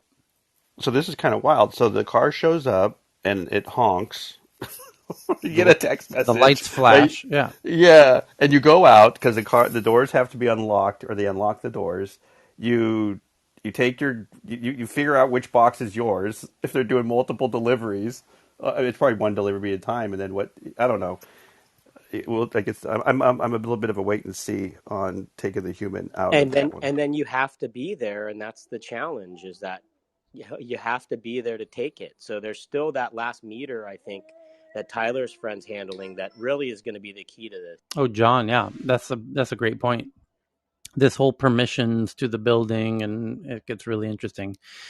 So, how do they handle? I'm sorry. How do they handle? Or I assume they're doing multi-delivery loads into the car, right? Of course, yeah. Yeah. So I mean, I guess maybe they color code it, or who knows how they're doing that part. Yeah. But they would have to do that, otherwise. Yeah. Okay. UPS and FedEx, they always set routes, so all they make are right turns. Especially in LA, they start this spiral. So you start outwards and you make right turns till you get to the middle. Yeah, because in California you can make right turns on red lights, so you're not stuck at red lights all day doing left turns. So the the Walmart Plus is interesting. What else do we got here? Brazil's Senate and Supreme Court nullify rules issued by Brazil's president. Let me put it this way. The New York Times is struggling writing decent headlines these days. The Brazil's President Bolsonaro came up with a ban on social media networks, think Facebook, for removing content, basically, because he doesn't want to be banned himself. He doesn't want to see what happened to Trump happen to him. So he's saying, you can't ban me. We made a law. And Trump's thinking, why didn't I think of that? I could have made a law making it so Facebook can't ban us. So anyway, but now Brazil's Senate and Supreme Court have nullified these rules issued by the president. So he can be banned. The next one from the Financial Times, they say they have research that Didi, which is the Uber and delivery company in China, or it was until the CCP cracked down on it, kind of like that celebrity who's keeping a low profile these days. Didi's average daily user count for August fell from 10 or 11 million fell to 10.9 million from 15.6 million in June, after its New York IPO triggered a fierce backlash by Chinese regulator. So now we have a quantifiable number. They're down about 50%. So in June, they were doing an average daily 15.6 million daily users on average per day in June. And now in August, they're at 10.9 million. So about 50% drop in number of daily rides. So the stock should also be down about 50%. Yeah. Sorry to backtrack, but I just wanted to bring up something. Go ahead. I was trying to unmute earlier and I couldn't, so that's why I'm backtracking. What I'm going to guess about the autonomous vehicle is if they're doing multiple deliveries, they're probably going to have I'd say like shelves or some kind of sections of different orders. And then this is why I'm guessing though, because I've seen this happen with other delivery companies. And then whenever it gets to like the person's house or like your house or whatever, you're probably going to end up getting like a email or a text with like a code to get it, and it unlock that particular area. Yeah, there might be. I imagine they'll utilize the trunk, and there'll be a code for the trunk and different sections of the trunk or something. You know, it's going to be really interesting to see how they do it exactly. So the next one up is, we covered Brazil and Didi. Rebellion Defense. Eric Schmidt's AI defense tech raises $150 million, led by Insight and Venrock, at a $1 billion valuation. And Eric Schmidt, for those who don't know, was the CEO of Google when the founders of Google were still quite young when Google was getting started. So they brought in what they called parental supervision, which was Eric Schmidt. And so Eric ran Google as CEO while the founders matured. And then once they got to the ripe level to take on the CEO role, Eric has kind of diminished his role in Google over time. And now he has this thing called, where he's backing Rebellion Defense, an AI defense tech, which just raised $150 million at $1 billion valuation. In Rebellion Defense, the defense is becoming more about code than combat, and Rebellion is part of a new generation of startups working to keep the U.S. and its allies ahead of its adversaries. Remember the article 10 minutes ago about the U.S. and the U.K. and Australia unifying on two separate issues, two separate headlines in the past 12 hours. UK, US, Australia working together on AI and remind me, cybersecurity and quantum computing. Make no mistake, that's about defense. And what's the words? national security. So, also separately, those same three countries made a pact today that they announced about actual physical defense, like navies and stuff. So that's not a coincidence either. Those seem like separate headlines. They technically are separate headlines, but make no mistake, they're very much related. And then this headline is also directly related because Eric Schmidt has been going around the U.S. and Europe saying, hey, everybody, China is going to kick our ass. We read those headlines in this room a month ago. And we need to double down on AI in defense and military, or we're going to get stomped. That's what he's been saying. Tyler, what I find interesting on this is that they are not talking about Five Eyes. So they exclude New Zealand and Canada on this. It's really interesting because because we're on the election, maybe we will hear about Five Eyes in the weeks to come after the election. Yeah, Canada. But they just and China added. just applied for. I sent it to you on the Twitter.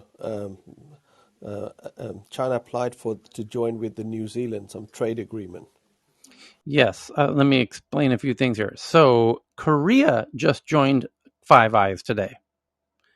And China has made a very strong reaction to that as well. So the headline, Five Eyes invitation may come with costs. According to the Korean Herald, South Korea has received a fresh invitation from the world's most exclusive intelligence sharing alliance, the so-called Five Eyes. And South Korea considered for expanded Five Eyes. They're not reporting it yet. Well, maybe my insider sources... I received information that they're basically joining, and now I also got the response from China, who obviously is very upset about Korea joining Five Eyes. And Korea knew that would be the case. That's why the Korean Herald headline reads, Five Eye invitation comes with some costs, because you're pissing off China. So that's going to get really interesting. But can I Just the one thing about Canada and New Zealand, with this defense pact with the UK, Australia, and the United States, CANZUK, which is the UK, Canada, Australia, and New Zealand, will naturally get involved with that. There's just no way, shape, or form that just won't happen. It's just going to be a natural thing. They're already doing things quietly with the military anyway, but in the public view. So it's going to happen. So here's the headline I was looking for from Nikkei Japan and South China Morning Post, both reporting in the past few hours. China's defense minister slams the U.S. move for South Korea to join the outdated Five Eyes alliance. Then why are you so upset if it's so outdated? The Chinese defense minister told his South Korean counterpart that Seoul and Beijing are partners that can't part ways. On his last stop of four-nation Asian tour, South Korea has become increasingly important to the U.S.-China competition for influence, and Seoul sees Beijing as essential in the bid to denuclearize North Korea. And then South China Morning Post version of this headline says China's defense minister dismisses West's Five Eyes as Cold War relic. Then why are you so worried about Korea joining? So because they will have to change the name to Six Eyes. Oh, joke. Yeah, but the newer, because they're here's my take on this, that America understands, and the Five Eyes intelligence community understands that it's kind of this elite club that Korea would like to join, and Japan would like to join, and they probably should join.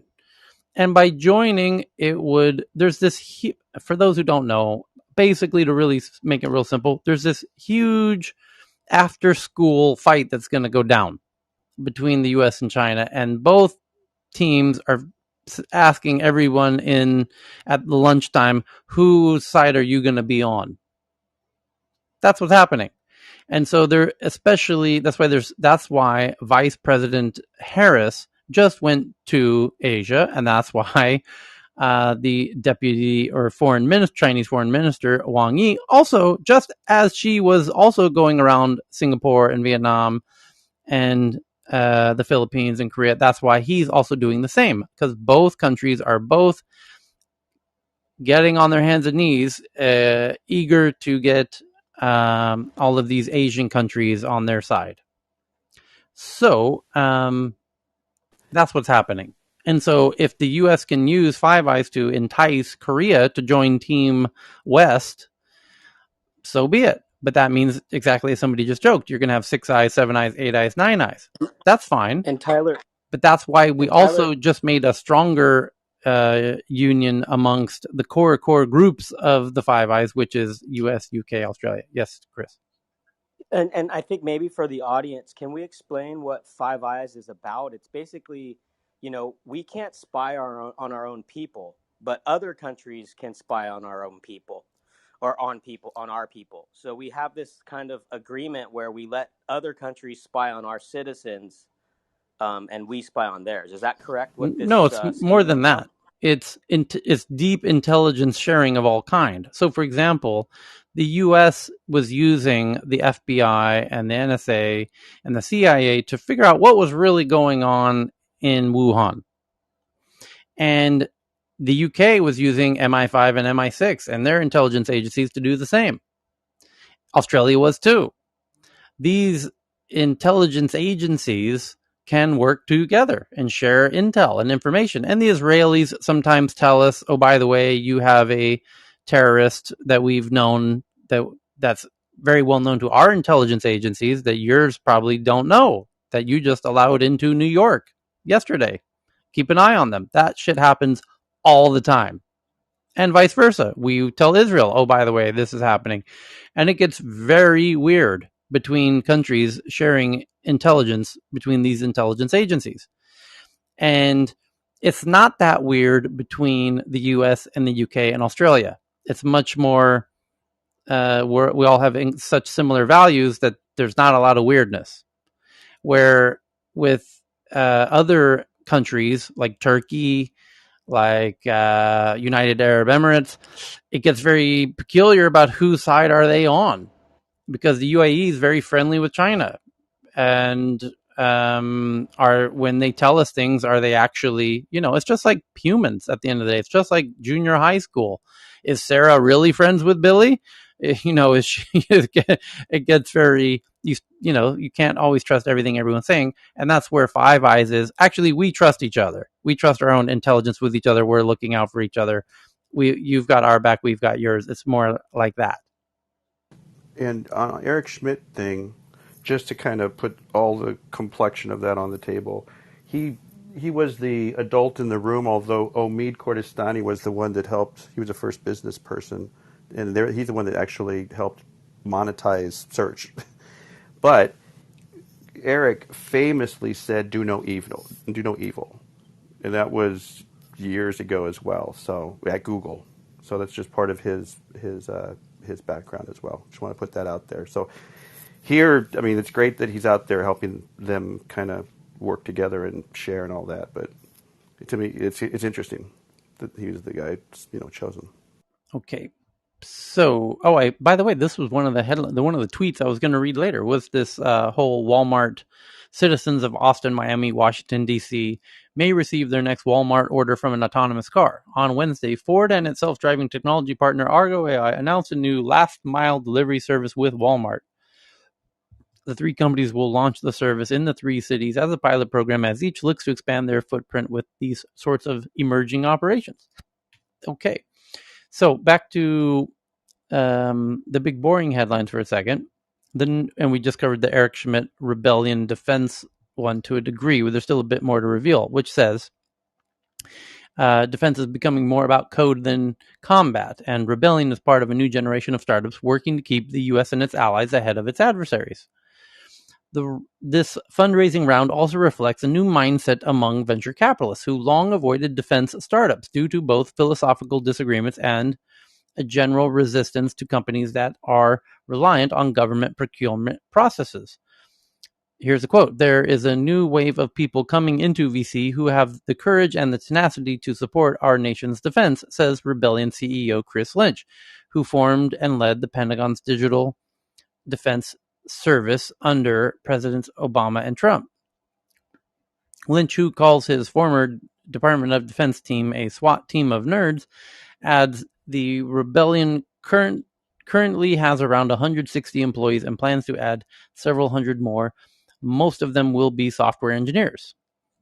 And this is not so different from Palmer Luckey, the founder and creator of Oculus, who now has a new company called Anduril, which is a startup who's handling the borders of America with drones, solar-powered cameras all up and down the Mexican border. And so what's happening is, just like NASA is realizing that a private company, SpaceX, can do what they want to get done way, way, way, way cheaper than NASA can itself, because it turns out capitalism kind of is a little more efficient, than private companies can be far more innovative and more efficient than government bureaucratic agencies. Turns out, who would have thought? Turns out militias can be too. That's why you've got private contractor, militias working in the Middle East, because turns out they also can be economically a lot more efficient than, the army, the armed forces.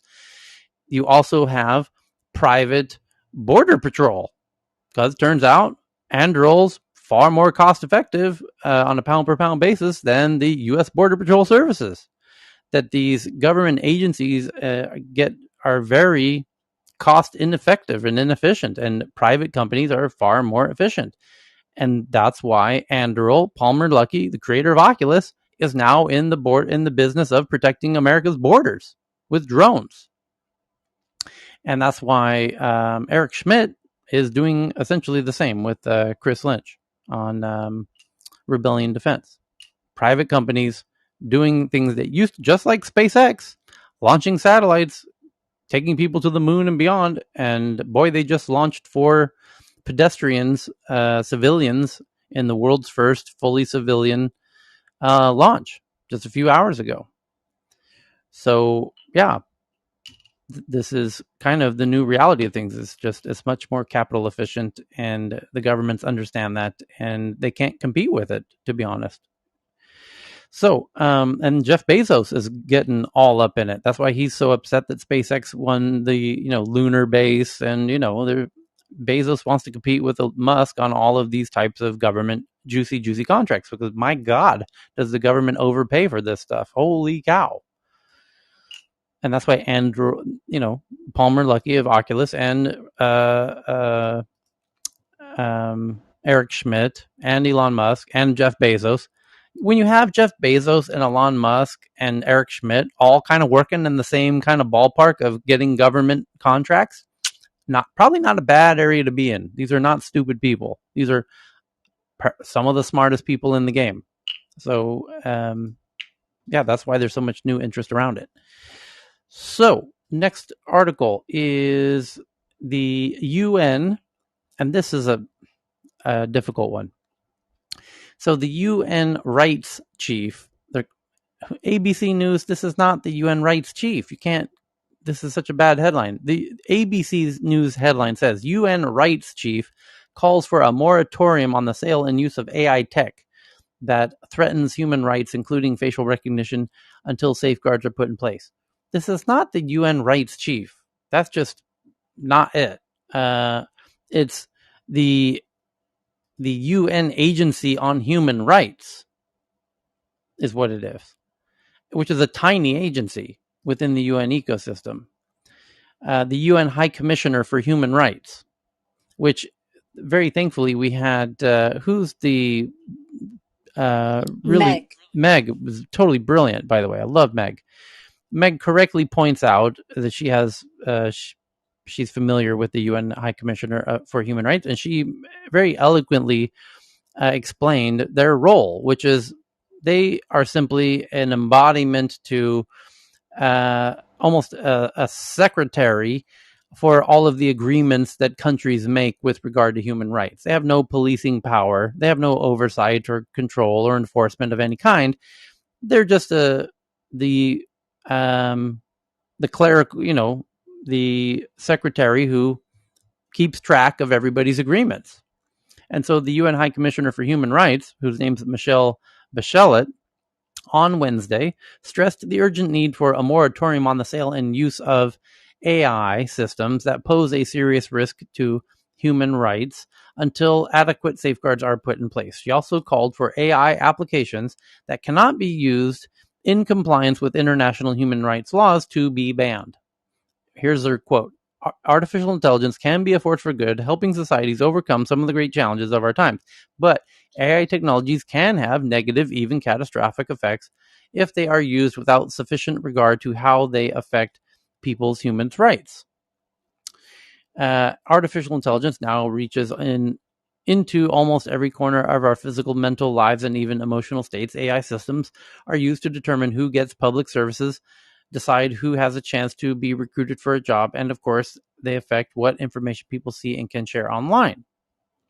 She says, and given the rapid and continuous growth of AI, filling the immense accountability gap in how data is collected, stored, and shared and used is one of the most urgent human rights questions we face, she says. And lastly, the risk of discrimination linked to AI-driven decisions that can change, define, and damage human lives is all too real. This is why there needs to be a systematic assessment and monitoring of the effects of AI systems to identify and mitigate human rights risks. To which every AI team said, who the hell is Bachelet? Who? Michelle Bachelet? Who the hell's Michelle Bachelet? What the F is the UN High Commissioner of Human Rights? Who are you, lady? And do you know how to type more than 10 words a minute? So this doesn't mean anything. Michelle Bachelet making this statement, I imagine, won't translate into anything because, as the other articles say, hours after she made this announcement, the U.S. decided to make a partnership with the UK and Australia to go full steam fucking forward on AI because China's going to win that race unless we work together. Make sense? Tyler? Yes. Aren't all UN organizations or agencies like this, they really don't have any power to police or mandate or anything, correct, right? Yes. They can only advocate. Yeah, okay.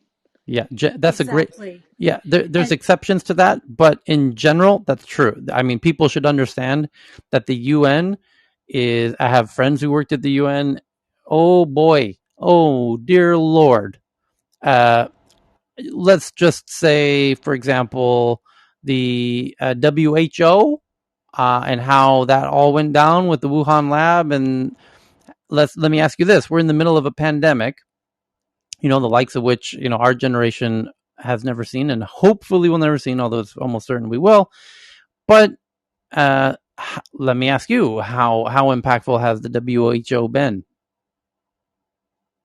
I mean, the challenge is that these international NGOs, they are policymaking, advocacy, organizations, heavily bureaucratic, and they really have no positional power. I mean, so I think that's a piece of it. The other piece of it is that countries, i.e., the U.S. and others, make pledges to contribute to the funding of the various UN agencies, but oftentimes those pledges go unfulfilled. And so, they're heavily underfunded. So they're really dependent on municipalities, on governments at, various levels within countries, and increasingly on the private sector. I just finished dinner with a really good friend that is, working with UNDP and the Italian ministry and, private companies to, advance kind of traction as it relates to climate and other areas. But yeah, so the UN in and of itself does not have a lot of weight or power, but it's really about how they're able to convene. And the other piece that I wanted to just add So from what I understood from our earlier segment is that Meg actually helped to contribute to this report that was used as the basis for, the statement that the commissioner on UNHCR made. So she's very, very learned and well steeped, particularly in this area. I think very highly of Megan. She's brilliant. I hope she comes back a lot more. It's great that she's been coming, but she joins us in our other time zone. I think some of you will remember, for instance, just after 9/11, when the US and the UK, for instance, and had to make a particular proposal to the UN Security Council before and get, if you like, global consensus to attack both Afghanistan and Iraq. And some of you will remember the colonel providing all of those slides and of evidence of the weapons of mass destruction and all of that. And eventually, as part of that process, was also the systematic dismantling of the United Nations. And for what it's worth, the United Nations is, set up after the war, is the only organization that looks at stuff on a global scale without national interests. So it's looking at how it can, for instance, build consensus around climate, around, for instance, art and artifacts, the UNESCO movement, about trafficking of children, about refugees, and so for instance today, we are bound by some of the consensus, and of course bureaucratic, because most of the countries don't want their national sovereignty to be diminished in any way. So they provide, small amounts of consensus. But when that consensus arrives, it has far-reaching consequences. One of them is, of course, climate change, and the COP meetings that they have are the meetings that try and bind countries and sometimes organizations into climate change agreements. So so far from the dismantling of the United Nations, for instance, I'm a firm believer that despite all its bureaucracy and despite all its appearance of ineffectiveness, there are some incredibly good things that it does. And we should be especially now, we should be supporting the United Nations rather than trying to diminish its role.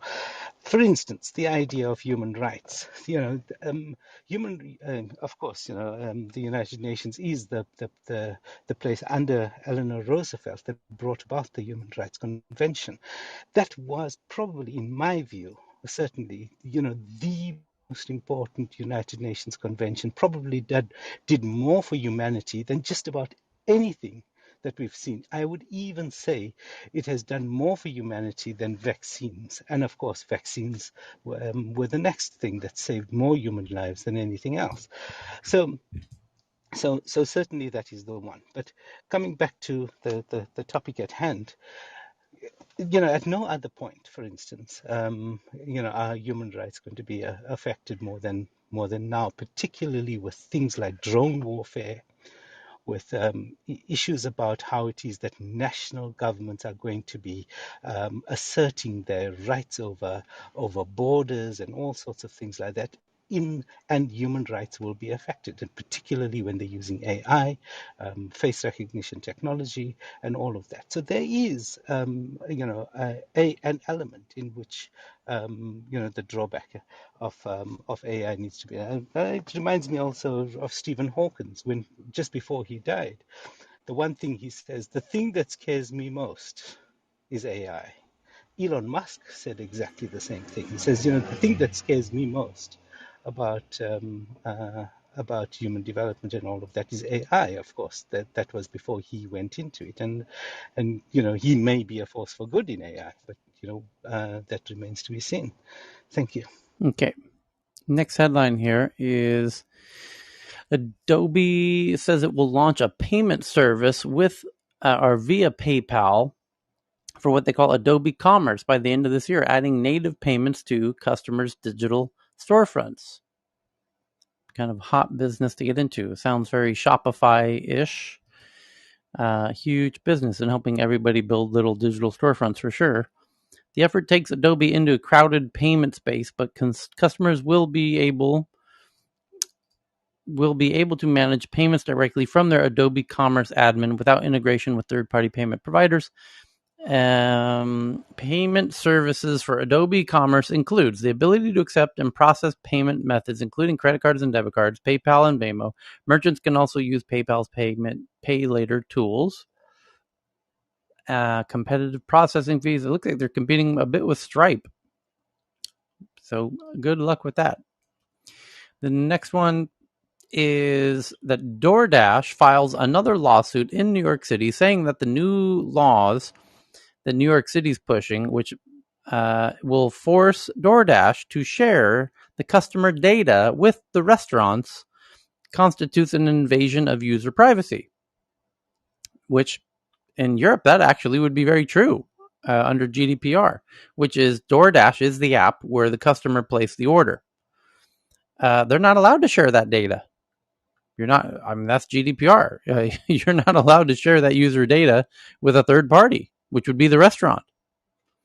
And besides that, even if they could legally, they sure as shit don't want to, because then that customer is going to order directly from that restaurant. Bye-bye DoorDash. There's no way in hell we're going to share that customer data with the restaurant. What the on earth are you smoking? You think we're going to give you this customer data? You think we're stupid? Hell no, we're not going to let you know who those customers are that was ordering from your restaurant. Those are our customers, not yours. They used our app, not yours. They reached their hand in their pocket, pulled out the phone, and pushed our red button on their phone. They could have clicked the Google button on their phone, typed in your name, found your phone number, and called you. They didn't do that. This ain't your customer. It's our effing customer. Get your own effing customers if you don't like our customers. I'm curious. Do DoorDash customers, as in not the businesses, do they get any sort of metrics from DoorDash? Is it like obscured, like a Google cohorts type of thing? It's like, oh, you've had this many orders this month, and 50% of them were of this ethnicity, for instance. Google the words DoorDash dashboard, I think would be how to find that out, to see if they give restaurants any kind of analytics. They might, like Spotify does for artists. So it wouldn't be unprecedented, but I'm not aware that they do. They very well could. Some of them might, but they're sure as shit not going to willfully they're not going to hand over that juicy data unless they have a gun to their head, because that's what it is. That would kill their business. So the next one is Deep Vision, which develops AI accelerator chips and software, raises $35 million from Tiger Global. The next one, Senator Markey and Representative Castor wrote to Facebook calling on it to abandon its plans to launch an Instagram app for kids in light of the Wall Street Journal's recent reports that Facebook has known that Instagram is bad for young girls, and they don't give a fuck. They don't give a shit about your kid wanting to kill themselves. That's what the Wall Street Journal is reporting. Wall Street Journal in the past 4 days has come out with 4 quite hot headlines that really put together, paint a really damning picture that Facebook knows they are causing division and disharmony and heartache and headache and mental anguish and suicide and all of this shit. And they're not doing anything to try and stop it. And that's just the reported cases. Most people who are in this state of mind don't want to go around and report that they're suffering from it. So the data that you're seeing is probably a small subset of actuality. So the question is, what's going to happen out of 4 days in a row of Wall Street Journal writing such headlines, and now senators are writing to Facebook to say, hey, how that Instagram for app for kids, how about you abandon that? That's the headline. Tyler, did we have any luck getting in contact with the author of those reports in the Wall Street Journal? We contacted him and he has not responded. I just said, we're in this room. Can you pop in here? Yep. Yeah. No, so far not. But we need to be consistent with that if we want him to jump in. But did anyone see his interview with CNBC yesterday while we were reaching out to him? He was kind of in the studio doing a CNBC live taping. Somebody else on stage said they had actually texted him. Yeah, Neda called me. Neda is on stage now. Yeah. Neda, you but there? What my question is did anyone see what he said on CNBC? No. Okay. No. We'll try him again tomorrow. Whatever. I mean, next time he comes out with his next article, we'll say, hey, we're going to talk about this article for the next hour. Why don't you pop in here? And then we can all retweet it, and hopefully that'll entice him in. The next article is NFT marketplace OpeanSea acknowledges that its head of product, Nate Chastain, purchased NFTs he knew were going to be displayed prominently in their marketplace. And that's super shady behavior. And he has now formally apologized on his Twitter account. Let me find it. I have a whole bunch of tabs open, and he gave actually an apology that a normal, sane, non-psychopath would make. Here it is. I'm retweeting it right now. And thank you to Adriana Freitas for finding it. He says, I sincerely apologize for my actions and hope the community can forgive and move forward. And that he's very smart to address the community because it goes beyond OpenSea, because he's tarnished the whole NFT space by doing this. San Francisco has become increasingly expensive to live, and OpenSea has a 4-year vesting schedule on equity. It was too tempting. My wife. Oh, now he's just. It's not. It's not his real account. No, that's not. It's a fake account, Tyler. Oh, this is a. That's not. That's the spoof account. Okay. Yeah. I'm like, what the hell is this guy doing? Oh my God! Thank you. Tyler, there were some other funny tweets that came after that. Somebody said, I just got hired at OpenSea as the head of compliance. Thanks, Nate, for telling me before the job was posted. My wife's boyfriend. There's a whole thing on that. The person who spoofed him actually did a great job, where he says, my wife's boyfriend also makes me pay for his dog's vet bills. Oh, funny. So he hasn't done a formal apology. Well, okay. That's funny. Well played by whoever did that.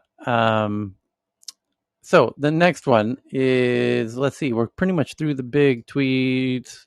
We are through the big tweets. So now we get to go through the big popular headlines that everyone's tweeting. So now we get to go into the really fun, juicy ones. For example, that JT found about the upcoming Facebook Connect event. JT, are you with us? He's not, so I'll do it on his behalf. He found the website. Facebook has an event coming up next month called Facebook Connect, and it will be October 28th. I'm going to tweet out the link. It says register now. We're going to register now. We're going to be there. This is all about, it says Infinite Horizons is the title of the event. So no doubt they're going to mention their new collaborative workspace, which they call Horizons. And my God, what a gorgeous website for an event, I have to say. And the keynote address is by some guy named Mark Zuckerberg. And a whole bunch of developers. And it's a developer event generally, but they're usually fun to watch. So we will live stream that one when it happens. And I just tweeted out the link so you can register. The next article that somebody sent in is from the Electronic Frontier Foundation, colloquially known as the EFF. And the headline there says that protesters nationwide rally to tell Apple Don't break your promise.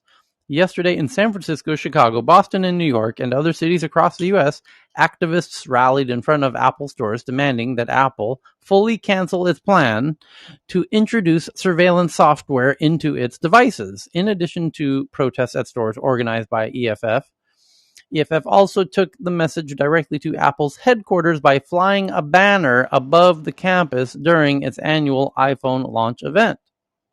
They actually had an airplane with a long message following them in a big sky-written sign. Apple, don't scan our phones. I love it. The last time EFF held a protest at an Apple store was 2016. And don't scan my phone. No spy phone. No 1984. No Apple. No backdoor. Interesting to see the EFF lead these protests against Apple scanning people's devices. So I'll send out the blog post here to the Twitter account at TNATW so you can see. And Vinay sent that one in, actually, about the EFF. Thank you for that one, Vinay. And Vinay, you also sent in this one about Japan's defense minister draws red line in the island disputes with China. Correct? Japan's drawing a red line around. This is from CNN. Japan is drawing a red line around an island. Whoa. CNN always does the autoplay these days. Around the island chain that are also claimed by China. So this could get turn into hot combat very quickly, because this is the absolute precipice of conflict in the South China Sea, which is who's allowed to, move through here and who controls it and whatever. And now when it gets down to who actually owns this island, that's where shit hits the fan, because it also, along with owning the island, you own the water around it. You have the exclusive economic zone around it. And that influences whether or not, where you're allowed to even maneuver in the South China Sea if you own some of these islands in the South China Sea. And so Japan now putting a red line around islands that China also claims, there you go. That's how you start a hot conflict in the South China Sea. That's how you do it. But in fairness, this is not new. I mean, Japan has claimed these islands for a very long time, but so is China. And now Japan's now basically, by drawing a red line, saying, I dare you to come try and get near these islands, because we will retaliate with hot conflict. That's how you start hot conflict, is by drawing red lines on these. So in an interview with CNN, Japanese Defense Minister Nobu Kishi said that the Senkaku Islands, known as the Diaoyu Islands in China, are unquestionably Japanese territory and would be defended as such, with Tokyo matching any Chinese threat to the islands ship for ship and beyond if necessary. Like I said, this is how you start hot conflict. Japan has been expanding its self-defense forces, adding state-of-the-art F-35 fighter jets and converting warships to aircraft carriers for them. It is also building new destroyers, submarines, and missiles, all while noting its military expenditure still pales in comparison with China's increasing military spending. And you can see where these islands are. It's part of Tokyo. The original landowners sold it to Tokyo. Oh, okay. So it's Tokyo, belongs to Tokyo. Yeah. So against Chinese action to Senkaku Islands and other parts of the East China Sea, we have to demonstrate that the government of Japan is resolutely defending our territory with the greater number of Chinese Coast Guard vessels than that of China. Kishi said there's no territorial dispute relating to the Senkaku Islands between Japan and other countries, just China. China is the only one who recognizes them as Chinese. Everyone else agrees they're Japanese. So hence you can see the issue here. So tensions over the uninhabited rocky chains southwest of Tokyo, but only a third of the distance from Shanghai, have simmered for years, and claims over them date back centuries. When tensions spiked over the islands in 2012, it sparked a groundswell of nationalist sentiment in China. Public protests broke out in dozens of Chinese cities, with Japanese-branded cars being smashed, Japanese stores and restaurants vandalized, and debris hurled at Japanese embassy in Beijing. At the government level, China has been just as strident as Kishi is in claiming on the island chain. And just to paint a little picture for you who are not looking at a map, these islands are on the opposite side of Taiwan from China. So Taiwan sits in between China and these islands. So if you believe Taiwan is independent of China, then certainly the islands on the other side of Taiwan would logically also not be China as well. So anyway, the next big article is Google. Tyler, just wanted to say, you said Sinovac was failing in Thailand. Yes. I just saw an article, I've tweeted it out, which was from Latin America, saying that Sinovac, the distribution of Delta variant there is going down, and it's not affected like it has affected us or the US. When you say there, one of the I'm sorry. professors. Yeah, where's there? Sorry, there meaning Chile. Okay. So the University of Chile VP for R&D says that it may be to do with inactive virus being more effective against variants. Right. More so than an mRNA specific one. Okay. Thank you for that. But it could be also the weather, right? They're in the southern hemisphere, we're in the northern hemisphere. Yeah. So the next article is sent in by Dr. Fran. I'm just tweeting it out now to the Tech News Twitter account. And the headline reads, Facebook made money from dangerous abortion reversal ads that targeted teens and were seen 18.4 million times. Facebook teen targeted ads for dangerous abortion reversal pills were seen 18.4 million times. The Center for Countering Digital Hate says Google and Facebook profited from the ads. Abortion reversals are not supported by science and are deemed unsafe by medical professionals. Big tech companies Facebook and Google profited from abortion reversal advertisements seen by millions, according to a new report by the Center of Countering Digital Hate. So-called abortion reversal pills, which are sold as an unverified method to reverse the effects of drugs taken to begin a medical abortion, are deemed unsafe and unscientific by the American College of Obstetricians and Gynecologists. The only credible study on the medication was ended after participants experienced potentially fatal bleeding. Abortion reversal ads on Facebook were seen 18.4 million times since January 2020, according to the report, due in part to a Facebook feature that allows advertisers to target minors 13 to 17. The ads were viewed by teens 700,000 times. This is despite Facebook's policy banning ads that promote inappropriate, illegal, or unsafe products and services to minors. In total, the platform has accepted up to $140,000 from abortion reversal ads since the start of 2020, the report says. A Facebook spokesperson told Insider that it removed many of the ads identified in the report, some of which were inactive and months or years old, for violating our policies around offering adult products and services. Facebook for the win. Well, they're just getting it. They're getting beat from multiple angles now. So I'll tweeted that one out. Thank you, Dr. Fran. The next one's from Verdan. That OneWeb, which is India's attempts to compete with SpaceX's Starlink, OneWeb launches satellites in global internet service push. So now we've got at least some satellites up there for OneWeb, and they're going to try and catch up to Starlink, and we're going to have competing satellite internet systems. And the next one from Tomoko, Congress will investigate claims that Instagram harms teens.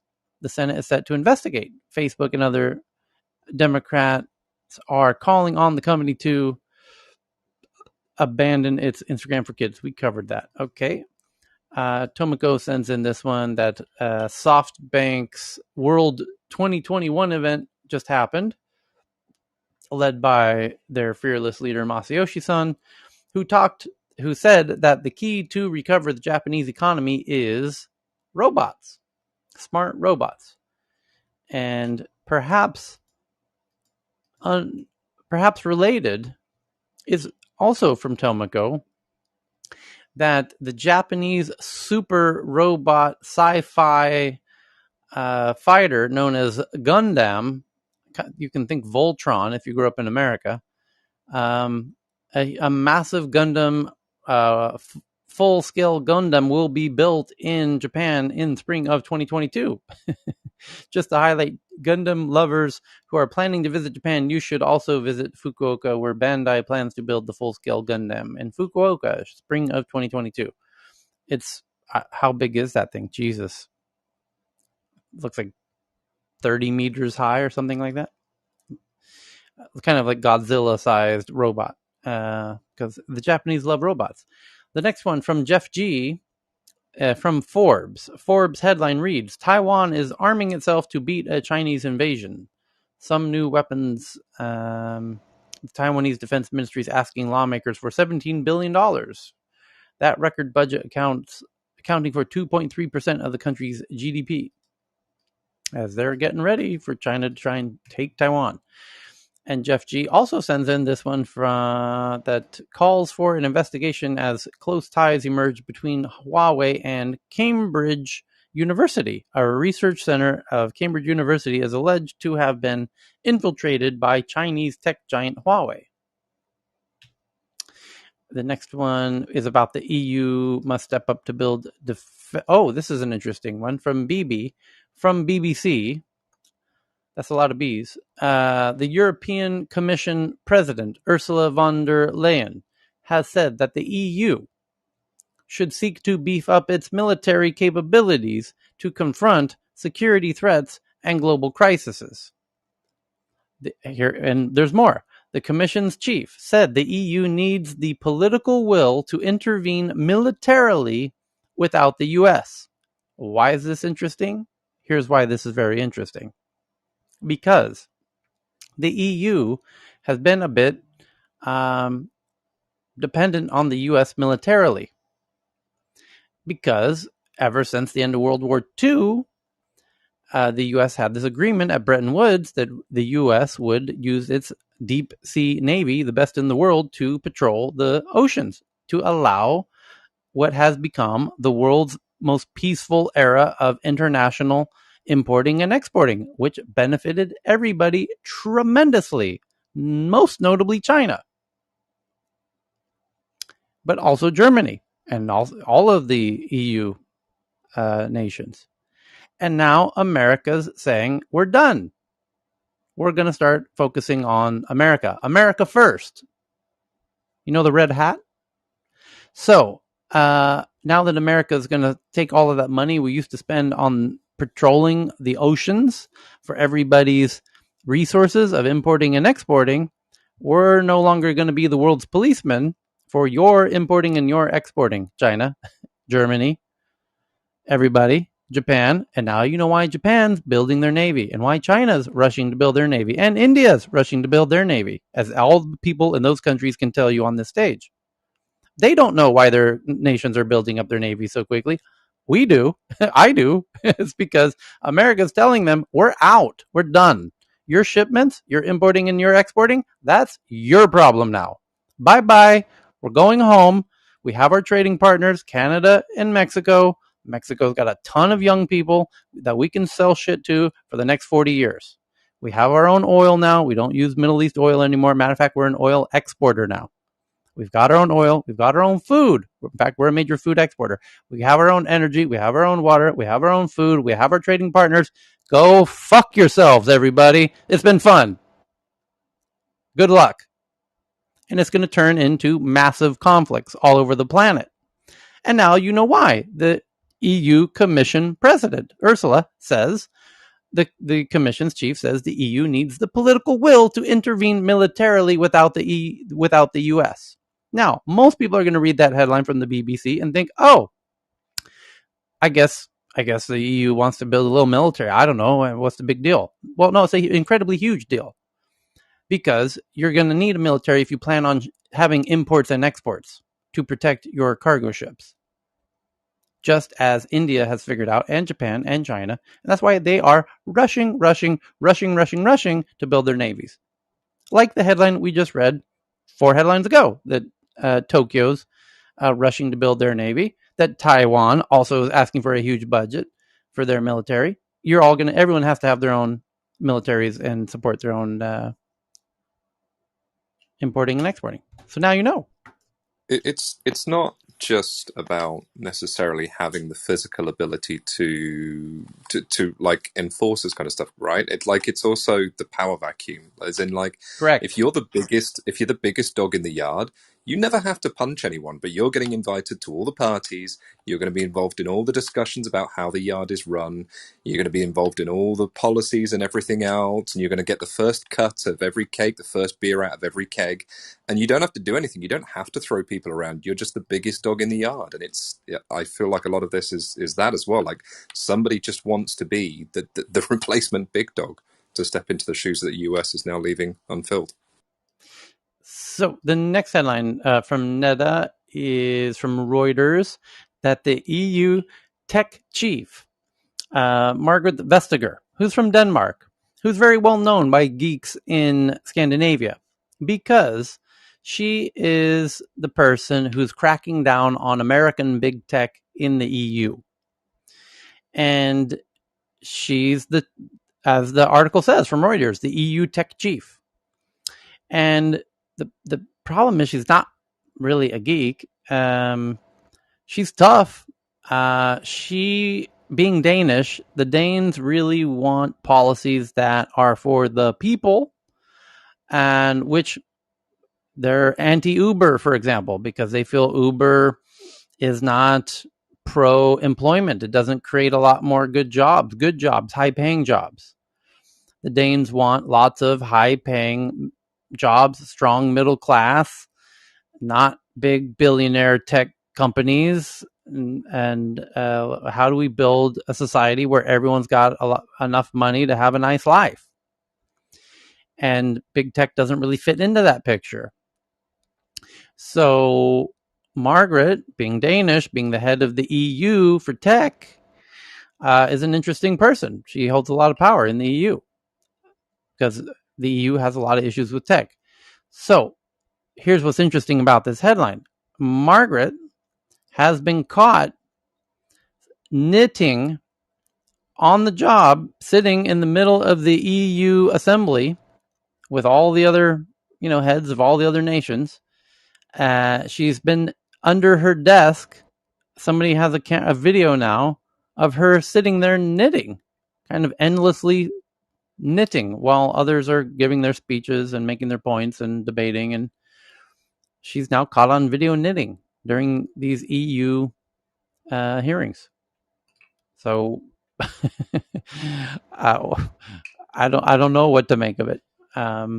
Even during her boss is the Ursula, who we just mentioned in the last article, the commission chief, and she was even knitting during the commission chief policy speech at the EU Parliament. So I guess we can knit now. I thought the word caught was, I don't think, she obviously knows she's being seen there, but I hear from some people when they're knitting, it actually kind of fine tunes their focus. I don't disagree with that. That could be it. I thought the same thing when I saw the video. I thought, you know what? She seems to actually be tuned in, like, and my mom knits, so she's sharp as a tack when she's knitting. So anyway, I mean, there is a problem in these meetings, and a lot of in the EU and in the UK as well, in parliamentary meetings where the camera's sort of panned over because everything in Parliament is sort of recorded and live streamed in the UK.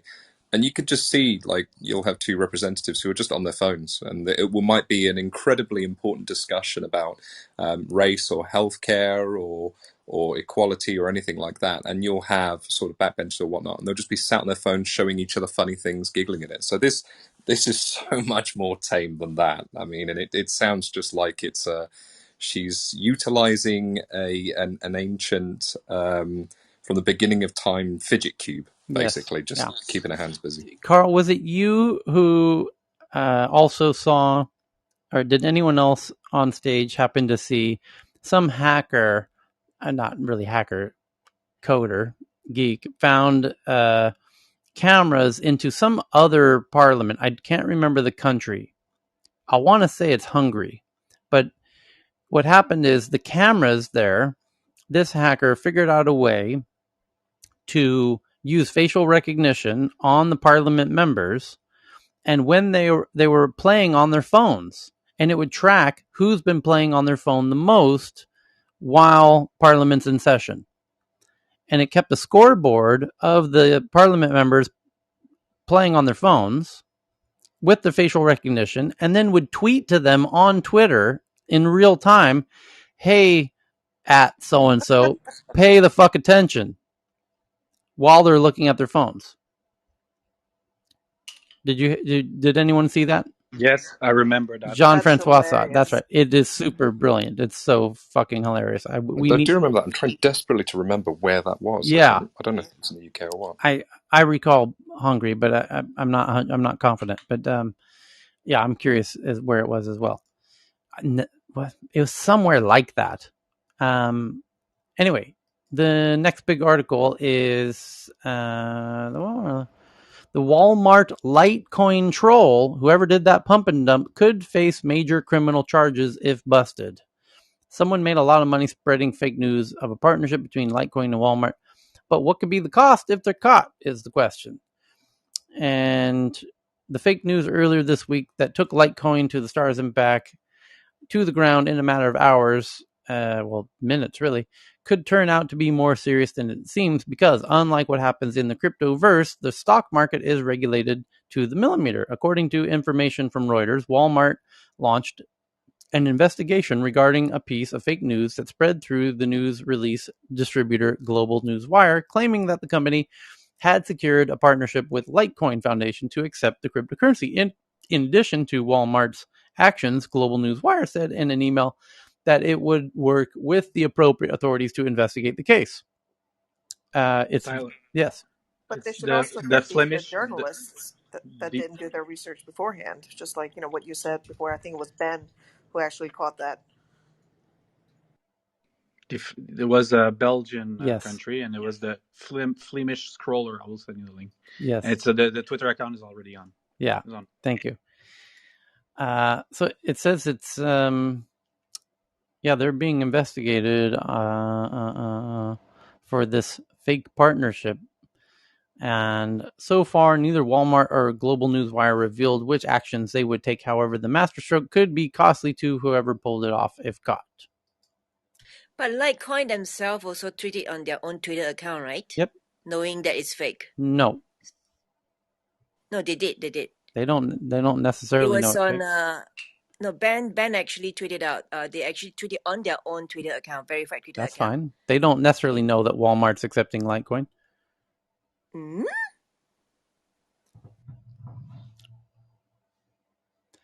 Coca-Cola doesn't know I just bought a Coke. They're not. If Coca-Cola, I could say, hey, Coke, I can make a fake thing saying Cheryl just bought a Coke, and Coke could retweet it. They don't know that you bought it or didn't. It's a decision that's going to happen in the future. Litecoin, Walmart can make that decision without Litecoin.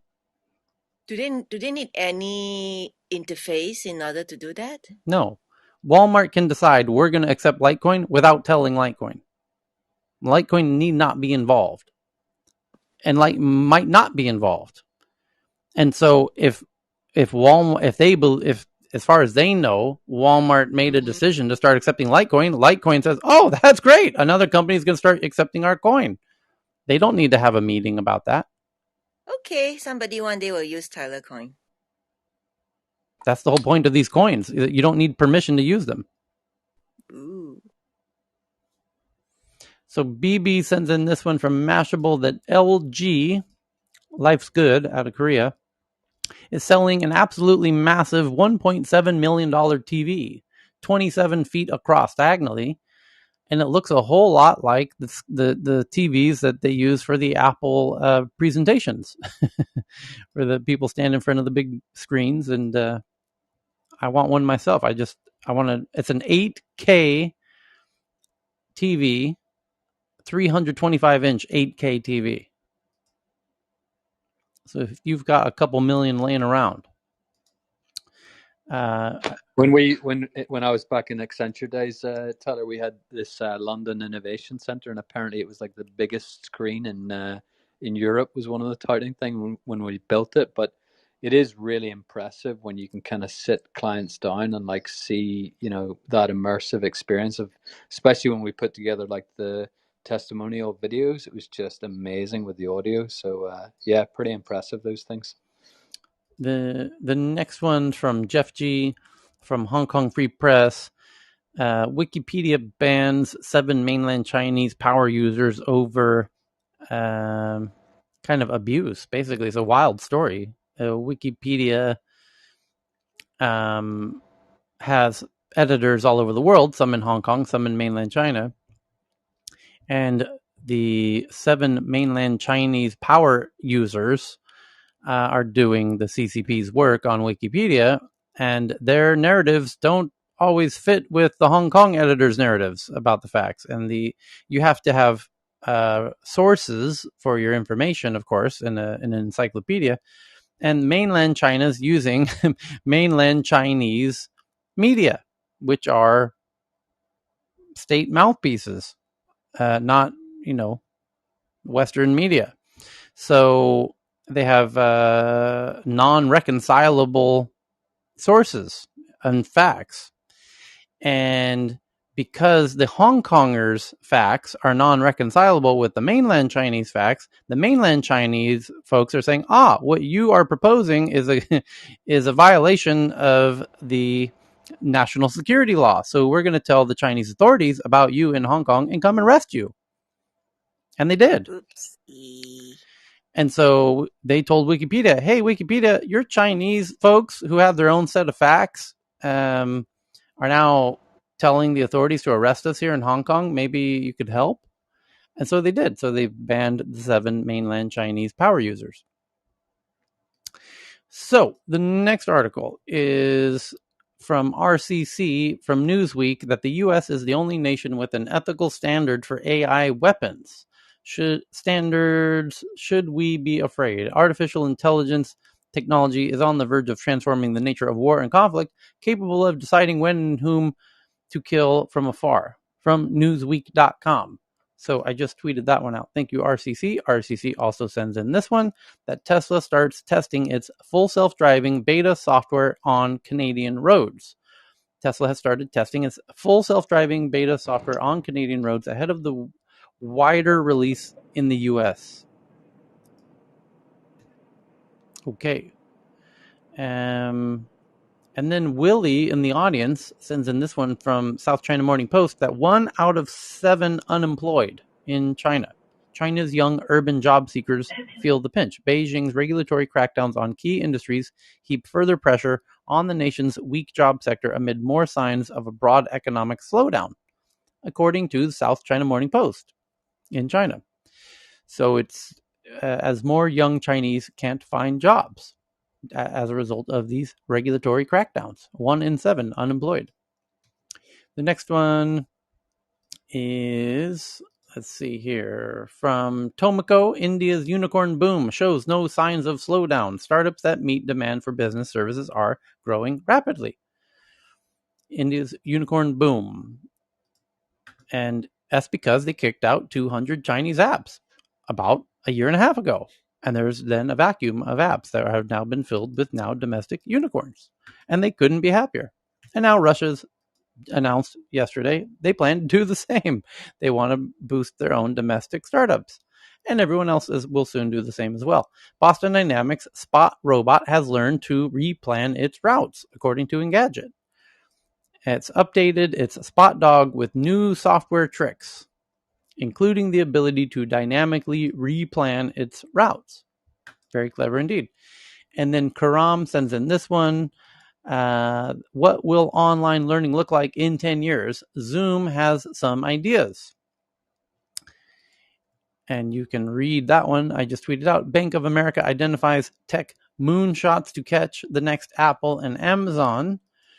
So if you want to invest in the next Apple or Amazon today, what should you be looking at? Well, that's what this article is all about. And it says, here are below the list of the the potential future technologies that Bank of America feels is where one should look if they want to catch the next Apple or Amazon. Are you ready? Come on. Give the team a shot at this, Tyler, before you tell them. Okay. Anyone want to take a guess? What are the potential future technologies, moonshots that could transform and disrupt multiple industries, contributing to the next big cycle of technology-driven growth? So blockchain's going to be in there, right? Hold on, let's see. Let me see. Because there's 1, 2, 3, 4, 5, 6, 7, 8, 9, 10, 11, 12. There's about 15 of them. I don't see blockchain, believe it or not. You're out. AI.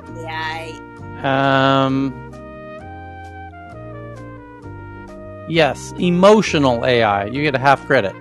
Who's next? CRISPR and gene editing in general. Oh yes, gene editing, gene sequencing. No, it's close. Synthetic biology. Personalized medicine. Longevity. mRNA. Here we go. I'm going to read the list. 6G. Oh God. Emotional AI, hence your half credit. BCI, brain computer interfaces, and shame on all of you for not knowing that one. We cover that one a lot here. Quantum. Whoever said longevity, immortality, they call it. They should call it longevity. Was that Rachel? That was me. What do I get? You get a point. Meta. You get a kiss from Tyler. No, you get a point. I'm not sure how much we can trust this, given that crypto or blockchain isn't on there, but 6G is. Yeah. Synthetic biology, wireless electricity, holograms, metaverse, electric vertical takeoff and landing cars. We cover that one a lot. Ocean tech, next generation batteries. True that. Green mining and carbon capture and storage. Okay, so I just tweeted that list out. You can get it. And then the next one's from Wired, from Cheryl, that thousands of remote workers of the Great Resignation who have quit in recent months have found their last day of work to be less of a celebration and more of a scarring and depressing experience. Fantastic. And Ford and Argo AI will deliver your Walmart order. We cover that. Gareth sends in this one that YouTube executive says 25. This is fantastic. We have another chance to play our favorite new show, Tech News Jeopardy. A YouTube executive says that 25% of all viewer hours are spent watching what? Food. Video games. Kids movies. Kid shows. Tutorials. Music. Cheryl wins with music. Well done, Cheryl. Got it. Cheryl gets a point. Music. 25% of YouTube is music. And Cheryl sends in this one that Australia's 2 most populous states are trialing facial recognition software that lets police check people are home during COVID-19 quarantine, expanding trials that have sparked controversy. And Australia doesn't give an F about your privacy. They're hacking your phones. They just passed that. You think they give a shit about your facial? What are you complaining about? We're hacking your phones without court orders. A police person can get into your phone and all of your social media and even delete it or edit it or do whatever they want. That's the new rule. They own your social media like the teeth in your head. They own it.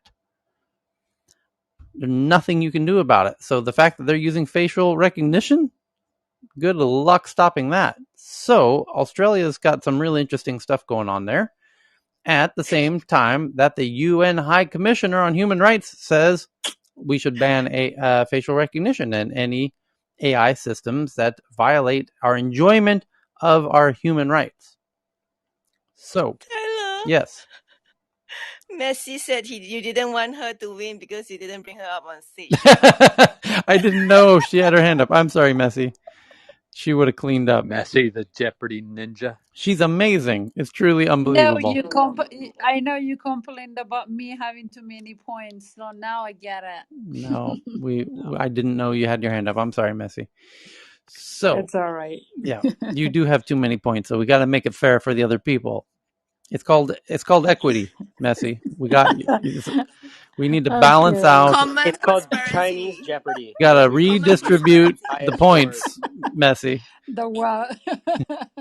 I think you learned a lot from the Chinese economic reform, right? So,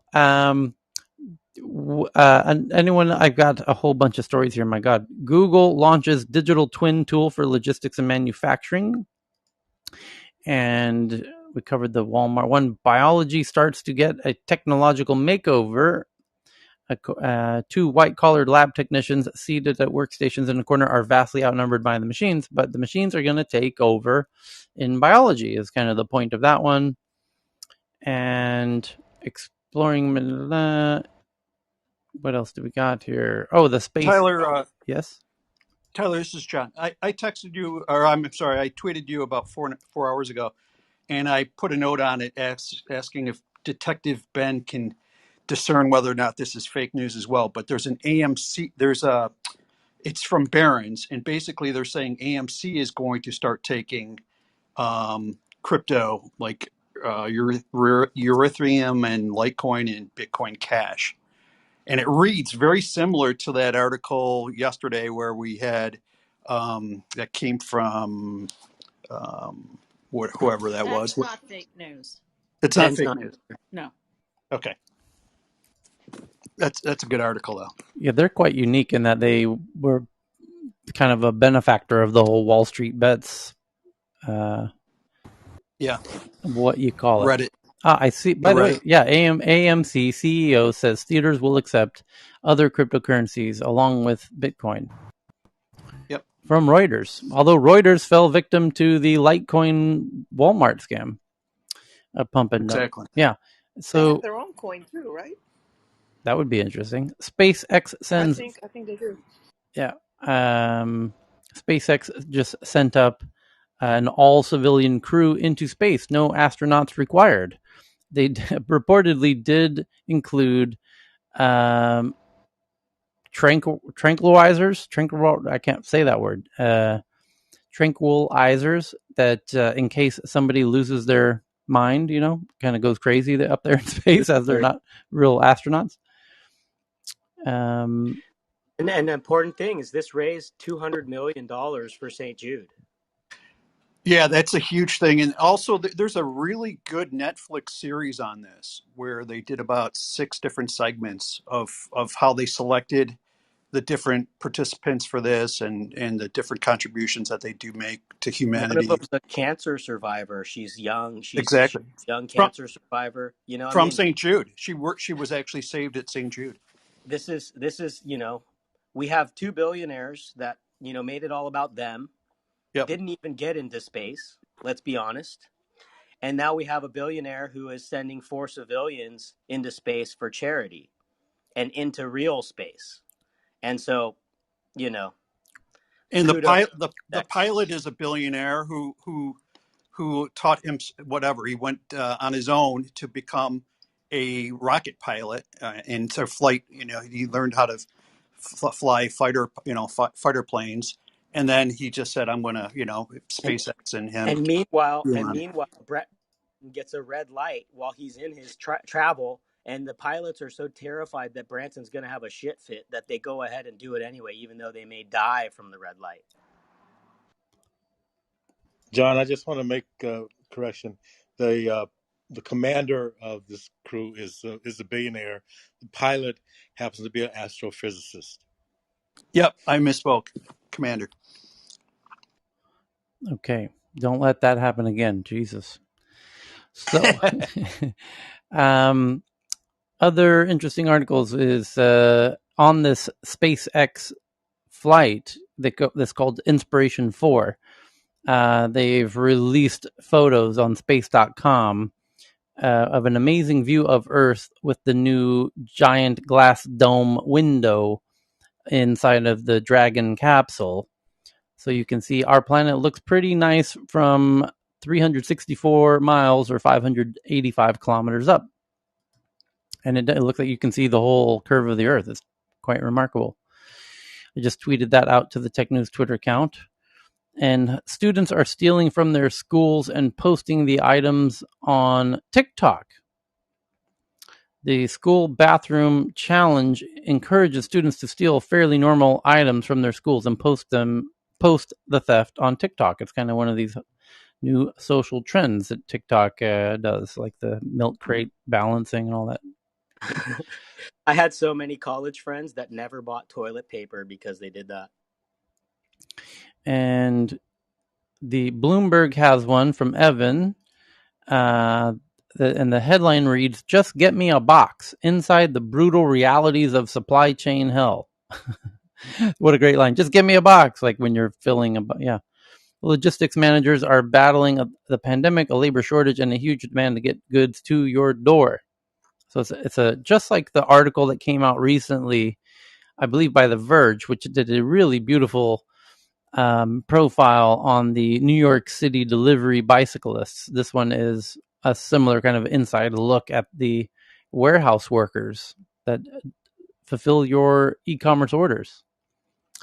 And then JT sends in this one that new Google Stadia job listing suggests that VR cloud gaming ambitions by Google. And that's a really smart way to find out what a company's up to is by looking at their job listings. VR cloud gaming. That's fantastic. No doubt that would come. And Google's already starting. New Fitbit feature checks for snoring and other loud noises. From Evan, I just tweeted that one out from the Daily Mail. Wikipedia blames pro-China infiltration for bans.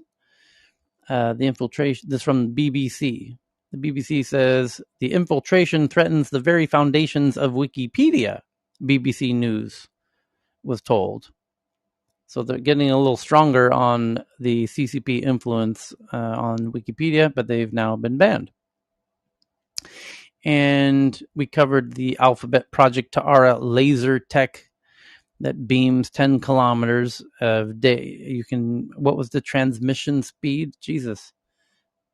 What was it? 12 gigabits per second, something like that. Unbelievable. And what else do we have here? Stripe to create hundreds of additional jobs in Dublin. Payments company Stripe plans to hire hundreds of additional engineering jobs in Dublin over the next 3 years. And indeed, they are booming, and they're planning an IPO. You heard it here first.